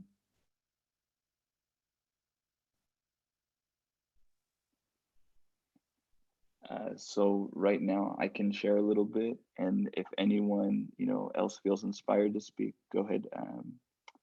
Put your name in the chat, or if you're on a telephone, just unmute yourself afterwards. So I've been kind of busy the last few days, getting the Zoom and the live stream and the technical side of this event together, and haven't had any time to put together, to organize words. So excuse me if it comes off messy. But a few things I wanted to say about Janet were really similar to what John Tooby said earlier. That I always felt Janet, since I met her back in 2013, I always felt her like as very soft and very quiet, and this personality that was kind of like very the opposite of mine, and then I would get really surprised when this intensity would come out. I didn't know, like everyone's been talking about, she's got this Texas strength. Nobody warned me about that, I remember I was working on a brochure, and Paul was really nice and had gone through and made edits and suggestions for it. And I kind of forgot about the brochure and just tucked it away somewhere. And a few months later, or maybe it was a month later, Janet walked up to me at one of the potlucks at Red Bluff Park, and she said, Paul worked really hard on those edits, and I was like, oh, okay. And she was like, you'd better do something with that, I was just so taken aback, from this really gentle, sweet woman. She was giving me the eye that like a mobster gives you, and that was when I first got introduced to that intensity, or one of the times. Another time I remember seeing that come out was when I was organizing a project here in Oakland, inviting a lot of young volunteers to help share CeeLo's message. in the Bay Area. And so, I'd coordinated a project, and had, a bunch of people in their early 20s coming from Argentina and Chile and Bolivia to come help us. And I remember, Janet saw that whole process happening, and, we were renting an apartment for these volunteers to stay in. And Janet sent out this really long email, saying, okay, we've got these young people coming. We've got these volunteers coming to help us here in California. There needs to be this supply for them. There needs to be this amount of food. There needs to be pillows. There needs to be blankets, sheets, like just the longest list of every little thing that needed to be ready for them. I was just like, wow. And then all the volunteers just kind of followed that suit and made that happen. But it was Janet who put it in motion. And I guess the last thing that the last little memory I wanted to share was, there a few years ago in Red Bluff Park, we started to talk about this idea of building a meditation hall at the park. Something that's still we're working on, and there's all kinds of difficulties and obstacles to getting permits, to build it. And we talked about how to overcome them and different strategies and ideas. And I remember one time I went up to the park alone. It wasn't a social event. I just went to go meditate. She came out there to visit me. And she said, Michael, I had a dream. And in my dream, we built that meditation hall, this sanctuary from people of all different backgrounds to come to, And she said, it's going to happen. We're going to build this thing, and it's going to be much easier than you think. And yeah, that premonition, that dream, it sticks with me until today. Okay. Thank you, Michael. And do we have one more speaker? Did Rollo want to Can I say? say something? Okay, let's get a couple more and then we're gonna do a little interlude, but let's go. Rodolfo wants to speak. Okay. Rodolfo, yeah. Cynthia first and then Rodolfo. Okay. Somehow Janet is forcing me to do this. Can you hear me? Can you Yes. hear me all right?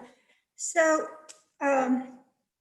my being here is really just directly as a result of very few interactions that I had with Janet, but being at the park and somehow going back to what Nicole said, there is some type of a light, some connection that took place with Janet. And an experience that I had just recently really moved me to be here.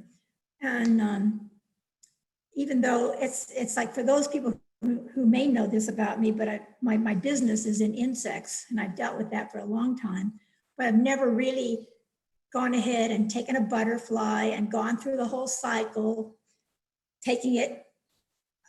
The other day I took a caterpillar from the yard, went through it, had the chrysalis, it emerged as a butterfly. And the entire time, all I'm thinking about is Janet. And it was really motivated by her paintings of butterflies. And I have to just say that there's some connection, and she has moved me like with a new passion of something I had in the past, but that I didn't have. So although it's not music and it's not art, but certainly it is nature. And to be here and just to let you know that, I don't know, every butterfly we see now, even though, yes, butterflies are her paintings, and I don't know how much it would mean to each of you, but I know for me, this butterfly has now taken on a whole new meaning. And, whenever we go out, and I just want to share that with you. Thank you.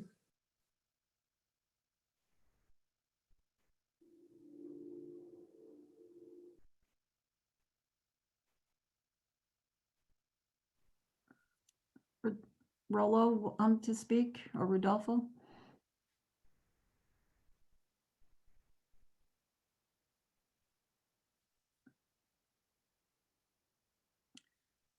No, you're muted.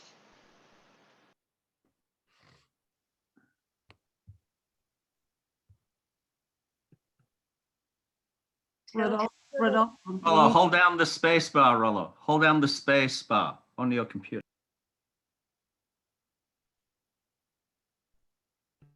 Okay, you're good. oh, Keep holding down the space bar. okay, now you're good. Okay. I'm gonna start singing now then, okay.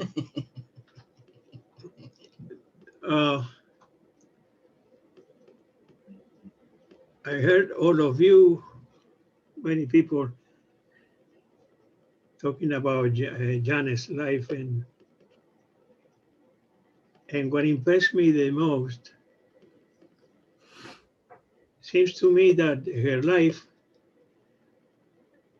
besides being her alive, she touched people, and today, and these testimonies clarify me a lot about how actions can be in life of someone that is through herself and through the others.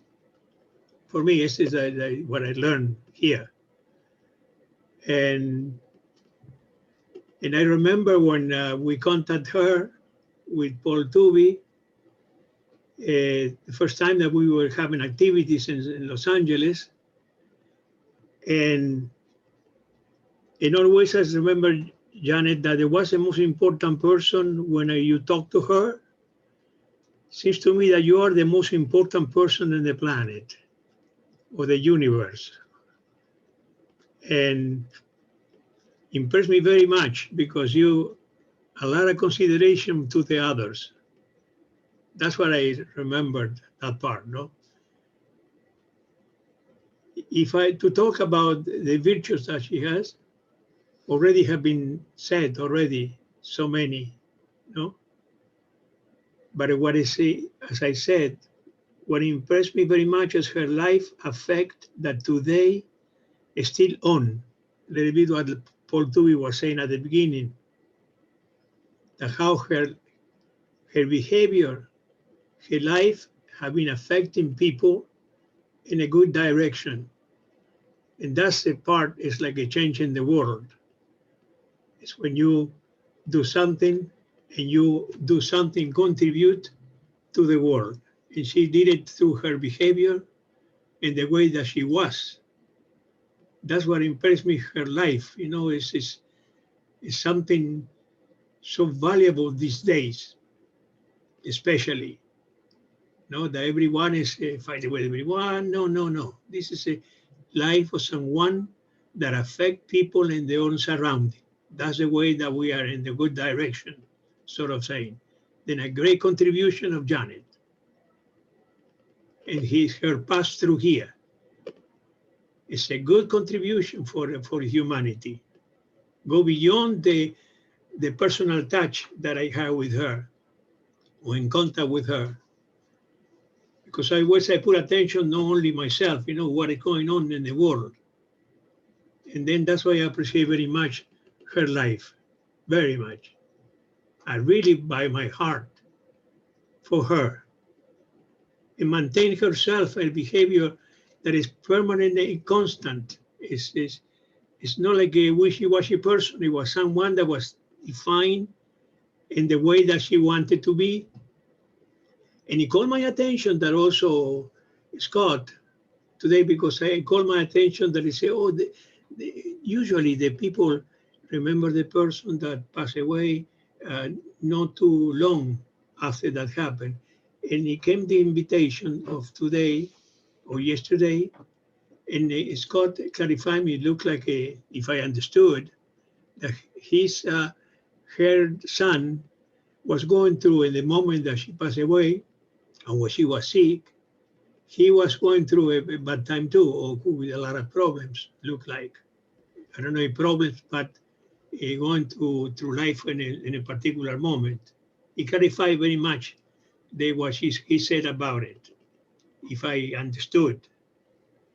Well, I have been very joyful and appreciated that have been invited to participate with all of you.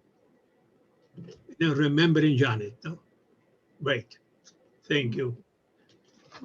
Thank you, Rollo, and thanks to everyone. I think we're going to have a little moment of silence for Janet to bring this to a close. It's not a real close, but it's the end of this part, and we're going to keep the call open and just have informal conversation or more stories about Janet, and people can feel free to leave or stay along longer. And I just also want to mention that we do have the website where you can also write stories and tributes to Janet, or add pictures or music or poems, whatever you like. So right now, I think if we could all just join together with a moment of silence, and we're going to see Janet's picture with a little music. And Scott's gonna.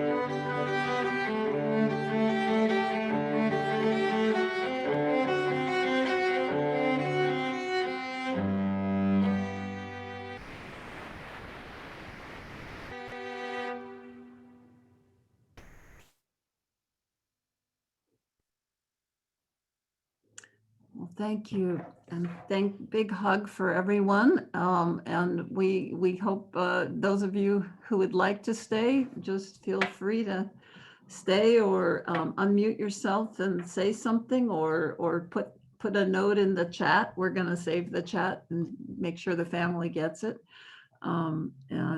It's just, if we were in person, we'd be having a reception now with food and conversation and hugs. So we can have a virtual reception and pretend we're all together. But just really honored that everyone was able to join together like this. And those of you who need to go, it's been wonderful. So if you want to talk, just unmute yourself. This is a totally unprogrammed, unplanned part. Thank you so much. Thank you so much, everybody who put this on. It was just really a wonderful, wonderful event. Thank you. Thank you, Judy. It was good to see you. Yeah, it's Been great. too long. It's great to see you, Yeah. Scott, and to meet Jen for the first time. Hi, nice to Hi. meet you. Hi. And the baby. Yeah, oh, and Yeah, he's napping. He's napping. Yes. That's always the best thing for a baby to be doing is napping. Good to see you, Judy. Wonderful to see you, Paul. Yeah. Yeah, this was really a wonderful ceremony. I'm really glad you put it together.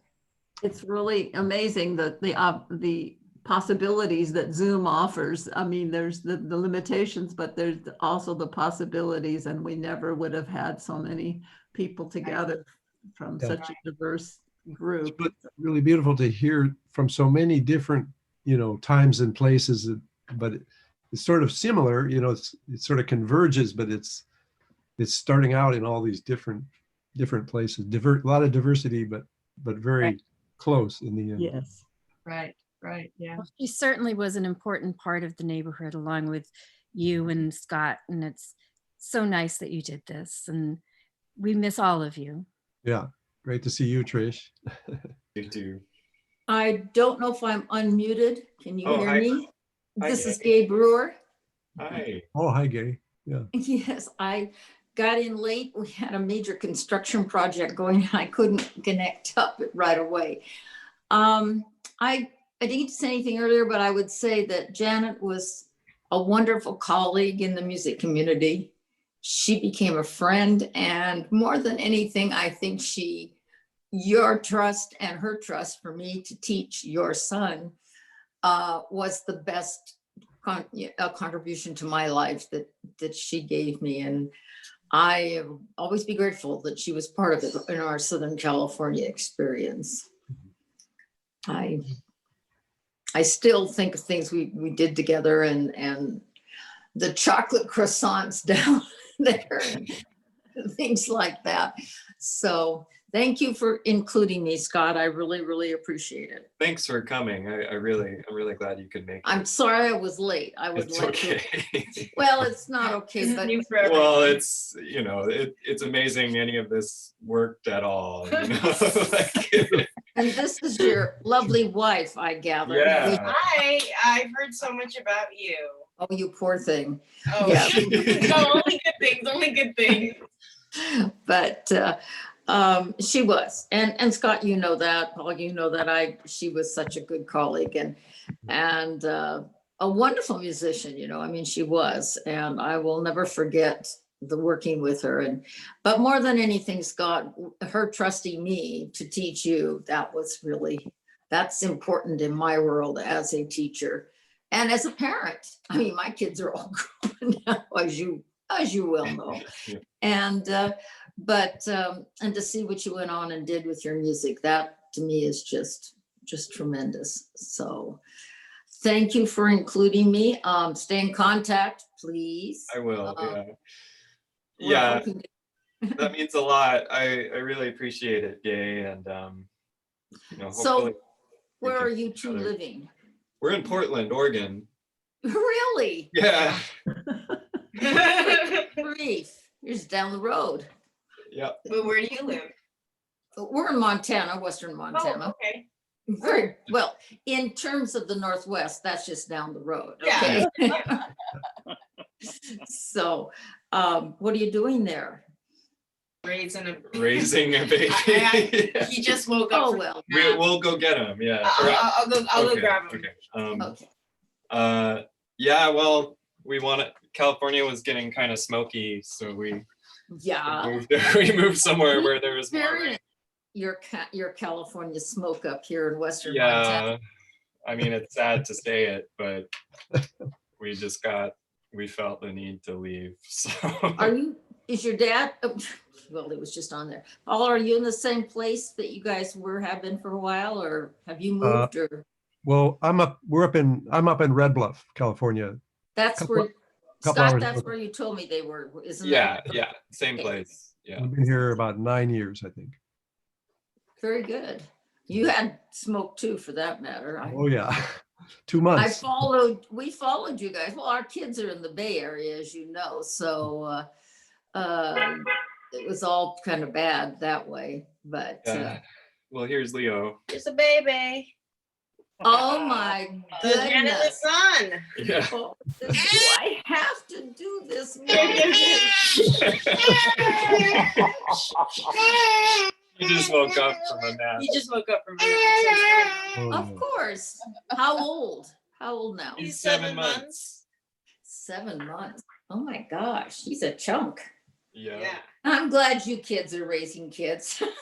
It's pretty wild. Yeah. Oh, it's so good. He loves playing piano. Yeah, he has a little Casio. We got him a little keyboard. And yeah. So plays on it. Janet lives on. Yeah. Yeah, I'm sure he'll continue right along. Pick it up from daddy. Yeah. Does mommy play the piano? No, but I like music. I sing a lot out of tune. Yeah, she sings very well. I like singing. She has a natural ear. Oh, I mean, she's taken voice lessons. So. very good. Very good. Well, maybe with the distance shorter between us, maybe we can meet halfway between sometime here. Yeah, that would be great. Yeah. After the snow is gone. Good point. My philosophy is this. I don't do Donner Pass in the winter to go to California. Okay. The Donners didn't make it. Who says I'm going to make it? Yeah. Okay. And I'm not going to stay for the winter at the bottom of the hill in a snowbank. So let's wait till spring and maybe, look at that, watching Scott. Okay. Well, there's a lot of people that want to talk to you, so I'll shut up and we'll. Well, I'm glad you can make it. It was so nice. Thank you. I'm catch up. sorry I I wasn't want there to for come the visit once all this craziness is over. Yeah, we'll bring Leo. 3 months, sweetheart. Yeah. You have more positivity about this than I do. Not you, Paul. Yeah. Very good. Yes, figuratively speaking. Well, all of you take care of yourself, okay? And we'll be in contact, honest. Great. Okay? Okay. All right. Take care. How do I get out? Do I just You can stay or You leave, can't get whatever out. you want. Yeah. push the negative The sign? red button. There's a red Oh, button. the red leave button. Should Or, say More. I don't know, Oh, you're on leave. I found it. I found it. Scott's always been my guru when it comes to computers. So, all righty. Take care. So All nice right, to take meet care. you. So nice to Okay, see you. Bye. Bye. take care. And Bye-bye. excuse me for jumping in, Scott, but I know how to translate for, Yeah, it's good to see you. Yeah, I remember taking a ride with you. That's Yeah, I remember. Yeah. quite some time ago, like we'll change the stage since then. Yeah, now there's this baby. Oh yeah. All about it. Mwah. Who Who's are that? all these people, Leo? So many people. So many people, huh? You can always tell the people that work in the field of education, or with children. I'm kind of like quasi-medical, quasi-education, because we're like, hi, honey, to the kids. Yeah, good point. So, Paul, I want to say this because I don't know when I'll get the opportunity, but I have had a similar experience of somebody's passing changing me. I kind of talked to you a little bit about that, but and it wasn't in my head, and until you have the experience, you don't get it. But I had that experience, that qualities that the other person had, I all of a sudden had, and I had not had them previously. So I just wanted to affirm that, well, because, Yeah, that's great. people are like, oh yeah, they must be really grieving. And it was like, no, Yeah. that wasn't it at all. Right. It's very different than you would have thought, or I would have thought. I think we're sort of taught to expect certain things that it's not what happens, Yeah, in some cases, I mean, other people that were in the same room with me did not have the experience. Oh, and everybody doesn't have it. That's right. And I was talking to Michael about this, like, like you said, people are taught a certain perception, and I kind of had to get deprogrammed from that perception. I don't really know how it happened. I think actually the person decided to bring me in.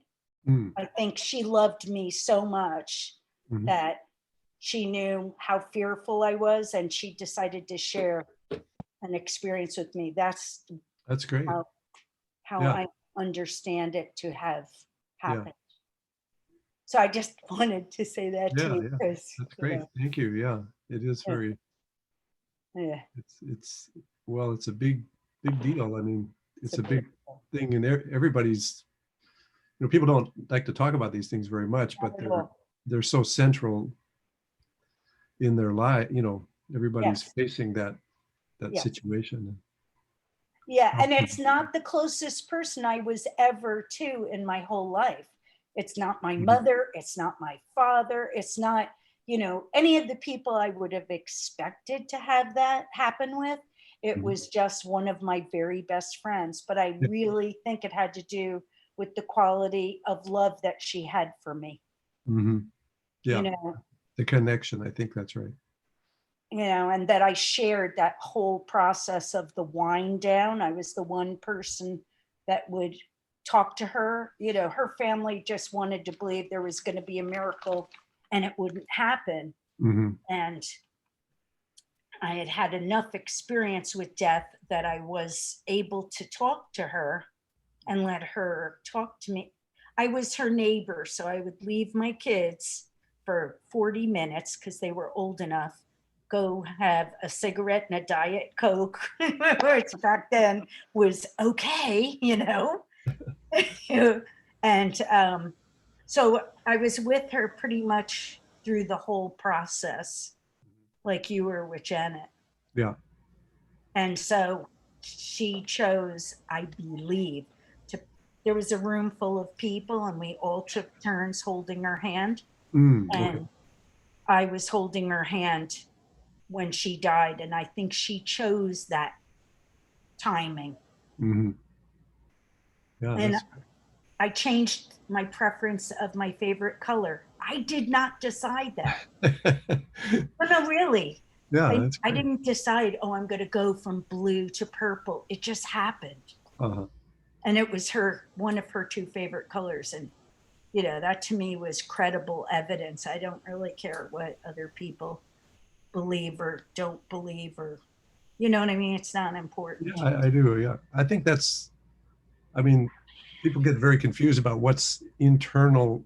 You know, those are real experiences. They're just internal. They're not outside, so other people can't see them. Or right. Those are the decisive experiences in life. Really, are these? Yes.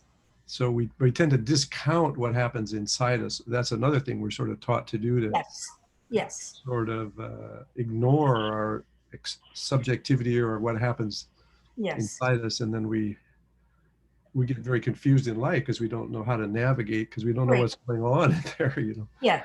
Yes. And we're taught they're woo woo and they're not real. And I mean, yeah, they're not real outside. That's not the point, right? The point is, what if you have an experience of certainty of that there's something, you know, that there's meanings that go beyond death, then that can be tremendously helpful to your life. So that's the value of it, right? It's not that it's happening out there. I mean, that wouldn't even matter, right? It doesn't matter what happens out there. It happens if you're, you know, if that changes your life, and then you are worried less about that, and then you treat other people better, that's changing. That's a real change. Yes. But it's not out there, it's in you. Yes. But then it flows out, you know. Or the other way around, if you continue to be afraid of all those things and you don't want to look at them, then that suffering in you is going to also get out, you know. So either way, it's interesting to sort of you know, approach those things, see if, you know, don't force anything, but just explore a little bit what kind of possible meaning could go beyond. Everybody, sure, you're going to die physically, that's clear, you know, but okay, so that's not, maybe you start thinking about it, well, it doesn't sound very easy to come up with a meaning that goes beyond that. But if you kind of keep putting your mind in that direction, then you can find, maybe you can detect things that you didn't think, pathways or meanings, let's say. They're not tangible, obviously they're not physical, but if you have these experiences internally, then it's very nourishing to your life, and then that helps you be kinder to other people, and you're not so afraid, right? I think a lot of the fears people have are really, coming from that fear of death. So that's the big one, right? So, and it sort of contaminates your life if you can't find a meaning. And so people have different ways of doing it, there's no, because it's an internal experience, it's not something external, and it isn't transferable. Like, you can have those experiences and other people, you can't transfer that immediately to other people. They have to find a path, but it's possible. It is possible, certainly possible, to put yourself on that aspiration, that direction, to find meanings in your life and other people's lives. So But I think, excuse me, but I think that organizing this tribute or celebration goes in that direction. Because we've been carrying from all moments of Janet's lives, from different neighborhoods, different situations, from different people, how they influence, how she influenced other people. And we're all here because she influenced us. right. And that shows this like continuity. Yeah, it does. That is authentic, it's real, and those are internal experiences. Right. Everything I think that we talked about today has to do with the experience we had with Janet. Yeah. It's very intangible, but it has tangible consequences. But what happens is those things are very volatile, quick things, but that's another thing you can do, is sort of start tuning. We're taught to sort of ignore those things, right? So we don't, like, everybody has, inspired experiences. You look at a sunset and you understand everything for just a second, but then you just dismiss it because you don't have anywhere to put that, So Yes. but if you start, sort of cultivating that and paying attention, that they can happen accidentally, but then you can start cultivating a sensitivity to those things, and they happen more, and then it's a path that you can accumulate experience over. Hi, Dad. Sorry to interrupt, but I think we're gonna need to sign off. Yeah, absolutely. Bye, Leo. Lovely Scott. seeing everyone. And Great to see you, Jen. yeah, I miss everyone. Yeah, we'll Yeah, talk. we miss you all. Bye, Leo. Very good meeting you guys. Yeah. Hi, Bye, John. Jen. Bye, Good Scott. to see you, Scott. Yeah, good to Bye. see you, Frankie. So My wonderful. daughter Janet wants to convey her condolences to you Thank both. you. So, Paul, that goes to you too. Okay, great. Thank you very much. Thank you. Yeah. She remembers Janet so well, and Oh, good. we have had conversations about her. Where's she now? Where's All where's she right. now? Well, She's bye-bye. in Sweden. Bye. Bye. Okay. Bye. Bye-bye. My daughter is living in Sweden, Oh, wow. and so Janet Tooby is also in Sweden. I guess so. Yeah. Well, she's very present there, and my daughter remembers her with so much affection. And we had some conversations. She just really remembers her well. That's wonderful. Thank you for telling me. Yeah. Yeah. Thank you. Yeah. So, and I know Scott has already gone, but my daughter Janet did ask what he was doing, and if he had, I don't know, does he have a website or anything like that that she could He does, yeah. He's not actively doing much on that. I think it's just his name, Scott. I think it might be a hyphen. I forget what's between it. Scott Tooby at, I don't know. Well, let's see, If, .com or something. I forget. if she Googles his name, it should come up. Yeah, that's right. Oh, cool. Okay. Yeah. And is he doing a lot of composing?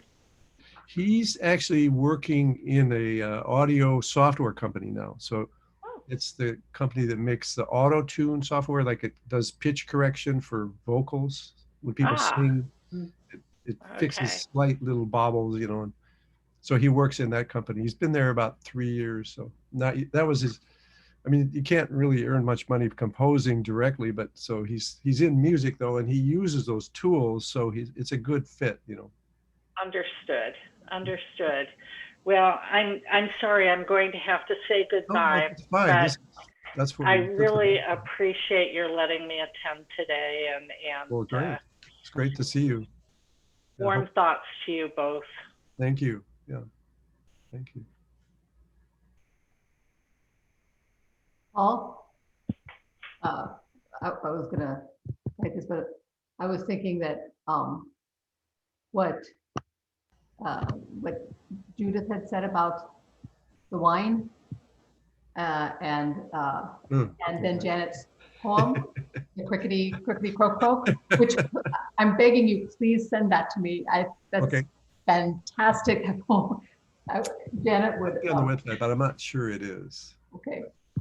Some of my favorite Janet moments would be everything's getting a little too crazy, and there's too much crickety croak croak, crickety croak croak going along, and then she would give me this conspiratorial look at sort of to the side, and she'd say, "We need a glass of wine." And she'd bring out the glass. Yes. Sometimes we just need a glass of wine. We need a glass of wine. That is a great poem. A great. I love that. I love that. I want to frame that. Yeah. Paul. Yes. I don't know if you remember. Oh, I remember you very well.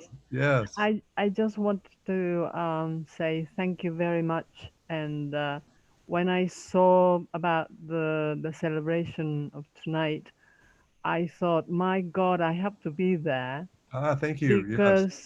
Because in 2015, with the occasion of Silos Translators meeting, yes, I had this wonderful opportunity to be with Janet, strolling along together in Pergamon Museum in Berlin.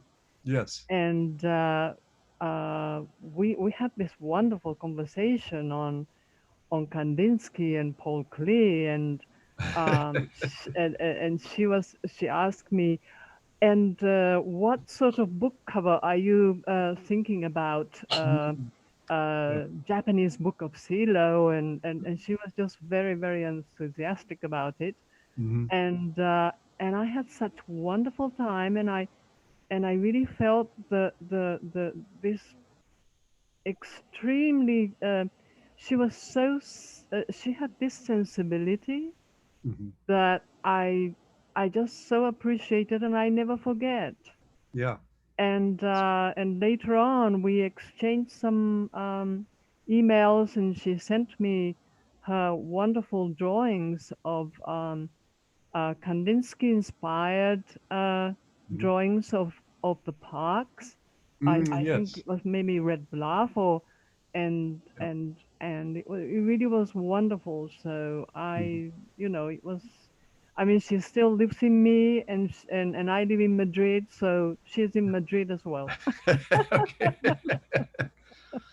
Different countries, different continents.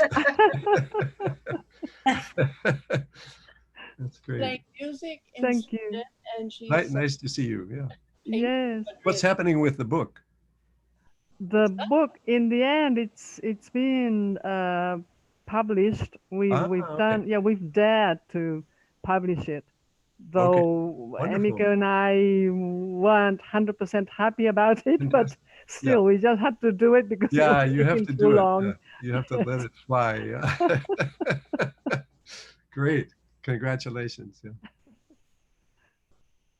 Yeah. So thank you so much. Yes. Well, thank you.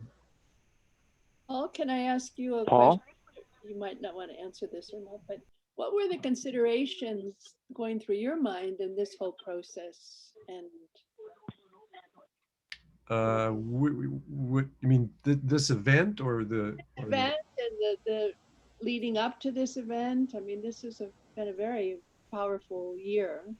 Yeah. Both probably the most difficult and probably some Yeah. very inspiring and important moments. And Yeah, it's both. That's interesting. Yeah.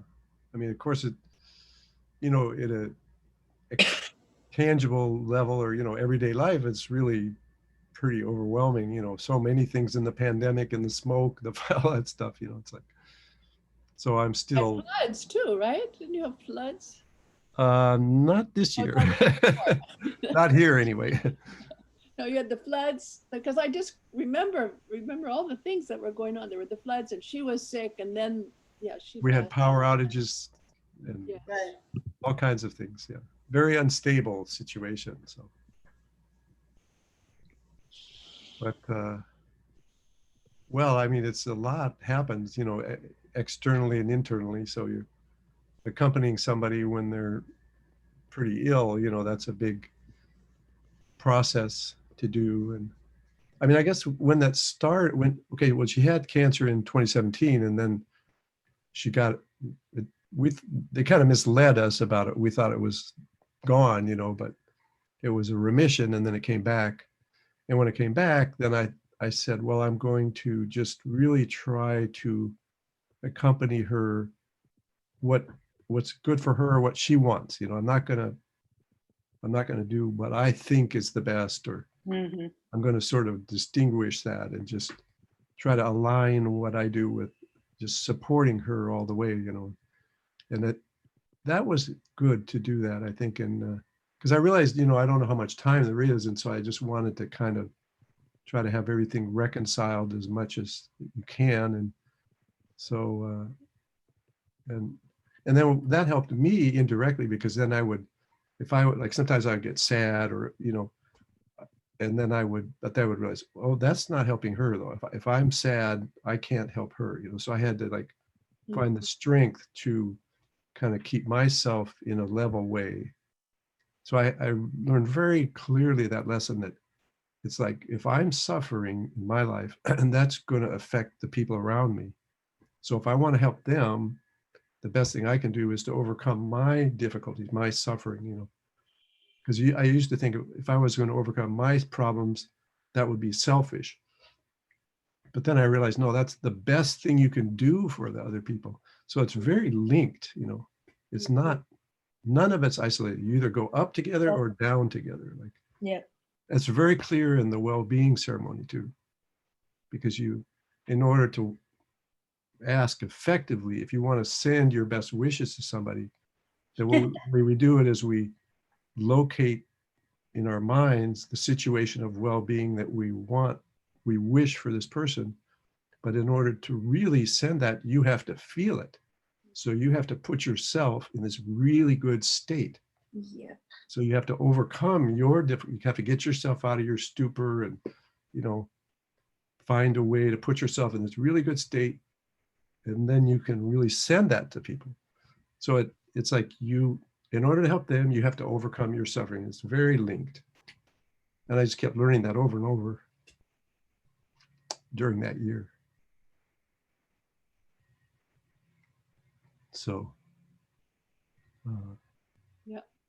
and many lessons like that, then when she actually died, I mean, I was able to, so I accompanied her, of course, all the way through. And I'd had this experience. I actually wound up accompanying her brother in about 15 years ago. And I had that experience there too, that I was, with him when he died. And I was anticipating that it would be very sad and it was just the end of everything and all that, but that's not what happened at all. It was like, there was this really clear experience that he was going on, it was very clear. you know, it's like you have a certainty of it, really. It's a very interesting, and again, it's an internal experience. Of course, I'm not saying he's flying around out there somewhere in the material world, not at all, you know, but you just have this experience that something is continuing, you know, and Yeah. it's very, very interesting, very powerful, like transformation kind of thing, because you're, at least for I think when I grew up, it was very much like a pessimism about that, you know. Like some people, like Janet actually had, from her formation, I think she had a kind of a faith in transcendence. She didn't have the experience of it, but she had a faith in it. And that was very helpful to her. And I think my family, or my father particularly, was not reconciled about death at all. And I think I sort of picked that up from him, a pessimism about that. So I've had to kind of dig my way out of that, you know, that those are beliefs, right? I mean, they're not true or not true outside. They're just like, what do you believe, you know? So, but I think a lot of people have the same problem of the doubts or the absolute fear of death. And so to have those experiences, and then with Janet, it was much more clear even, because I don't know why, but well, she had that faith, but she didn't have the experience. So I think I helped her a lot, because I had started having experiences. You know, you can also have those experiences in just through certain kinds of meditation, you know, like those I was talking about earlier, those inspired experiences that you have accidentally all the time that you just ignore, but you can start cultivating that, and you can start finding a path to have those. It can be an intentional process. You know, you can't force it. It's a kind of an art. I mean, but and then you can have experiences where you're sort of in these realities of transcendence, or whatever you want to call it, immortality, or that's the reality, you know. It's sort of these encompassing realities.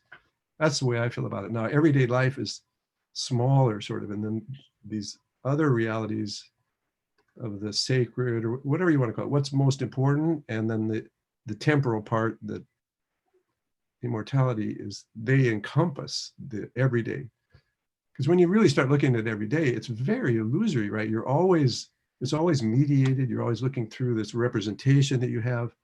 People think they're in touch with external reality. They're not in touch with it. It's all filtered, very highly constructed thing, which is fine, you know, but it's not direct reality. But they think that's the external, that's the real reality, and everything that happens inside you is very suspect, you know. But, which is true. It can be certainly illusory too, but it's, you know, anyway, well, this is kind of going on and on, but.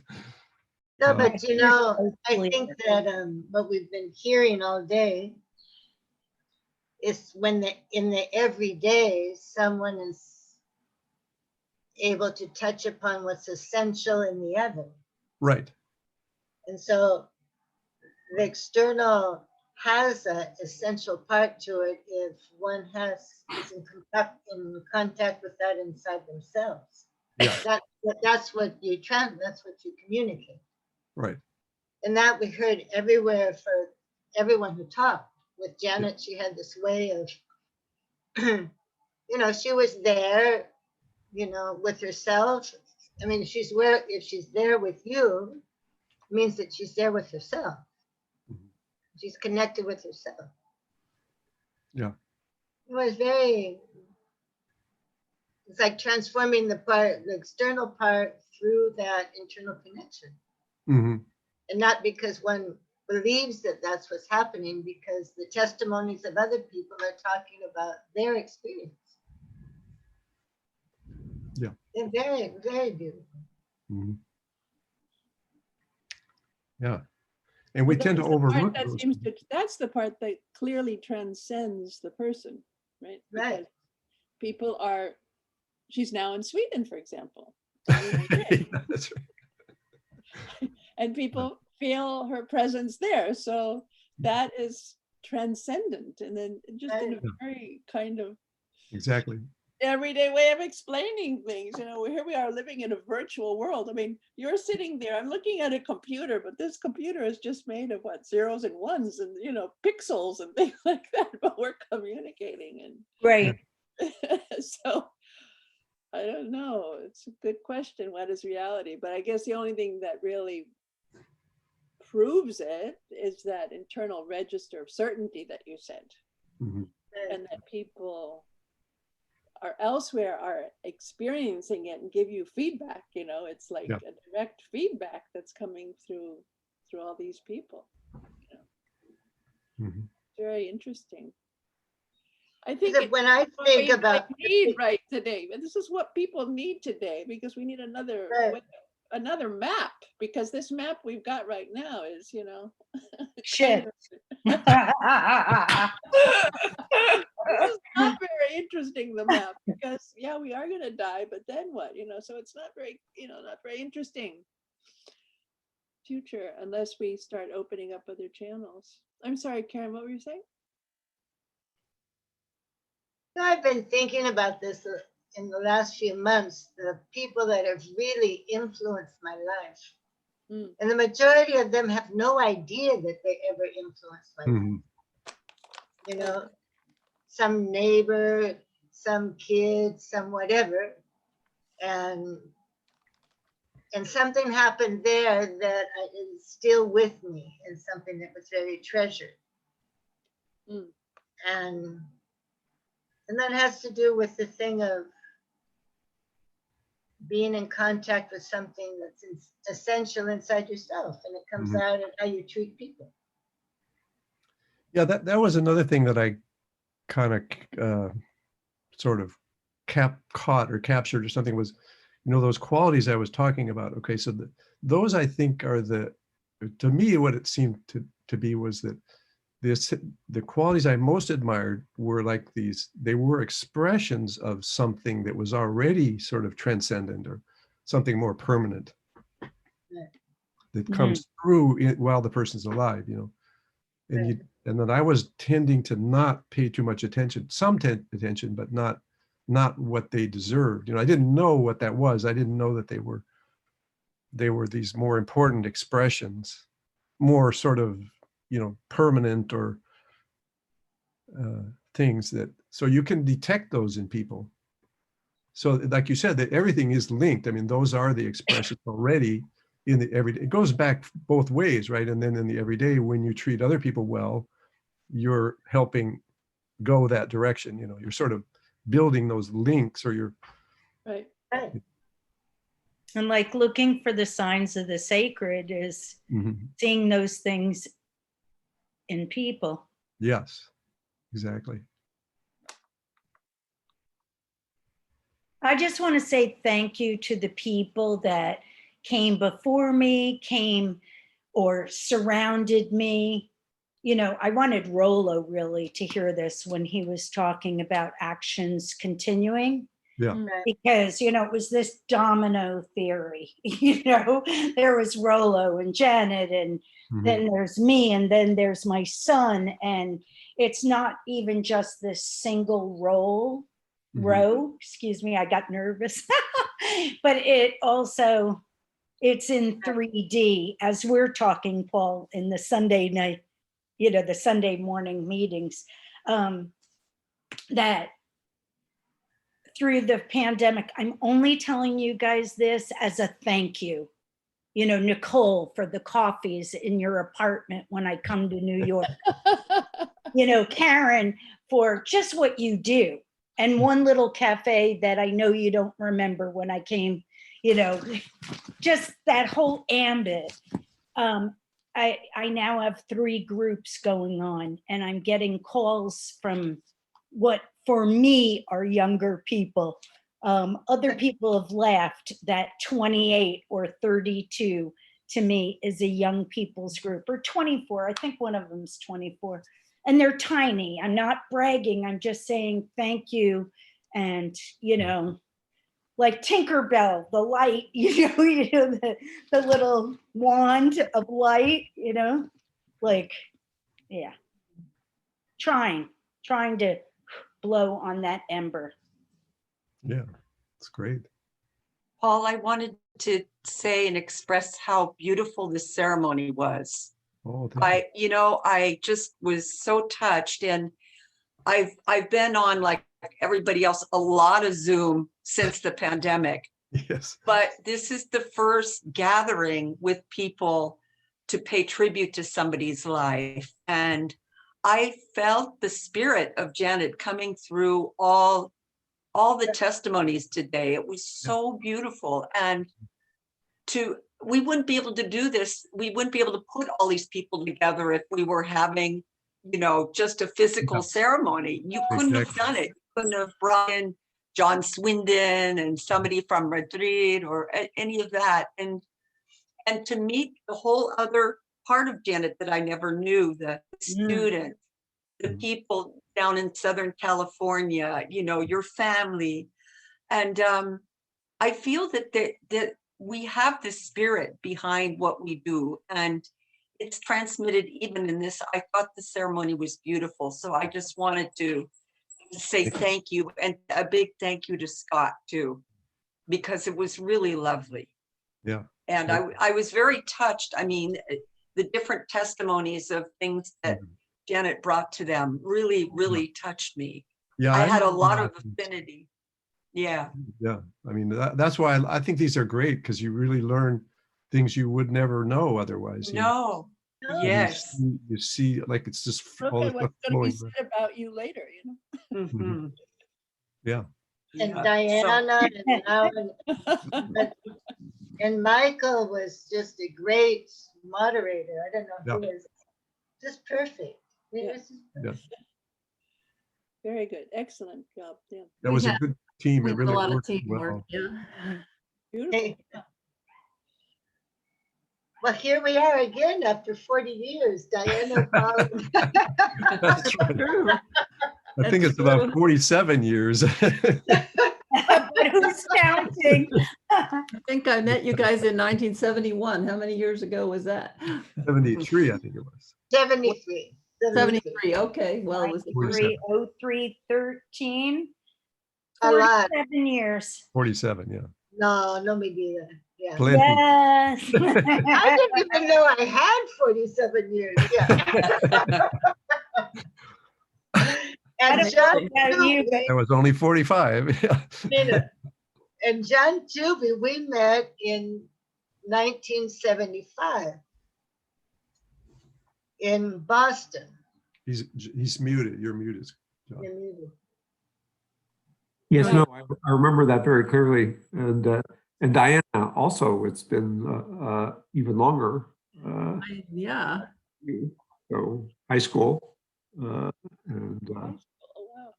In high school. No, I remember you when we in Pasadena with Paul and when we were living there, and I can't remember details, but I think he muted again. oh, you mean you were Pam McGrill's friend, right? right? No, but or maybe Linda Cohen's. I'm trying to remember. You were. No, I was Paul's friend. I think I knew you through Paul. A friend of people I knew independently, but anyway, great to see you. Yeah. After 45 years. It's not a long time. Great to see you. Yeah. Here we are. Half a century. Yeah. Right. These people I've seen in between the 45 years, but I think for you, I haven't seen you that long. But and Norton as well. I've met him before too. But, and Charles, I haven't seen you for a while. Good to see you. Hi, Charles. Hi, Charles. I didn't even barely recognize you. Was that Charles Lassiter? Yeah, Charles Lassiter. I didn't recognize you. You have this beard. Yeah. I know. It's like That's my pandemic mask. oh, no, I said this guy's got to talk because as soon as I hear you talk, I'll recognize him. There you go. I've really enjoyed it immensely. It's just a wonderful experience with all of you. Yeah, I'm glad you could join. Well, I'm glad for letting me know. Yeah, we tried to pull together as many emails. Paul and Scott did a great job on that. And Well- we are working on the dome. I'm gonna make sure, I promised CeeLo we'd get a dome at the park. Good. Well, talking about the dome, we have an award that we expect to win this week. Yes, yes. New York. On Wednesday. AIA. That's the day, Wednesday? 6 o'clock on Wednesday, Oh, okay. New York time. Do you 3 think o'clock. they're going to give it to you? Yeah. Okay. They won. I know, but I mean, Well, sometimes, we got the most votes. yeah, exactly. It was the American Architects, what is it called? American Institute of Architects or something? Yeah, and it's the Yeah. big dog in architecture. And they had It's like the equivalent of the AMA in architecture. So they had a video contest for a unique piece of architecture, and Nicole and some of their friends in New York put together something about our halls, and Yep. And it got the most votes of any of the couple hundred videos that were out there. Quite a lot. It got the most. The world came in to vote.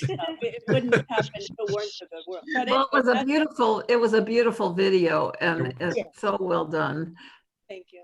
Thank you. So, It's And 90 Hudson seconds. that should help get the dome elsewhere. That's what I'm saying, is that this now is going to be, once we officially win on Wednesday, then it's going to be considered the people's choice for the American Institute of Architects. Mhm. That's a big deal. And Yes, it it does- yeah, I mean, it's a big deal. I think it can be to help us get the. Where can, Nicole, for those who don't know it, where can they watch the video now? Is it on your Hudson Valley Park website or Facebook page? Yeah, it's just about everywhere, but in any case, I can leave you a link right now. It's only 90 seconds. Yeah, it doesn't take long. There was 96 films. I think that makes it very finalists, and there were strong. 150 that were submitted. Well, we'll see you on Wednesday. Yes, I'll see you Yes. on Wednesday. Yes. In Well, Madrid. you and I have Each other. I don't know if it's going to be meeting very early. 1 o'clock in the morning. So people like to good night. each other or not, but in any case, it's going to be. I don't know how they'll do it, but. Well, let me just say goodbye. It was so lovely to see everyone. Yes, Karen. Although Right to see. this is like maybe the most beautiful, I don't know what would you could say, but like the celebration of life was really what we were experiencing. Right, exactly. Yeah. Yeah. So Janet's, it was so interesting just to see how one person's life affected so many people. We are living. Bye. So See you John, again. it was Bye, that's okay. wonderful to see you. I don't know if another half century will go by. I hope not. Well, no, I have very fond memories of our times on Cape Cod. After Corfu, he was in the group where that we reproduced Corfu. Mm. Oh, Really? Yes. Bueno. So I have a. By the way, I put the link in the Okay, great. chat. So I have a question. Is Andreas Palma still in touch, or? No, Andres, he died about 10 years ago. Okay, so I live in Chile, and he came back to Chile, and no, I think about 15 years ago. And he had lung cancer, Mm. and so he died. Uh, But with our Sure. ceremonies and accompanied by friends. And very nice. Okay, guys. Bye-bye. See you soon. Up to all of you. Nice to see you, Charles. Now that I know who's behind the This pew. is our new gesture.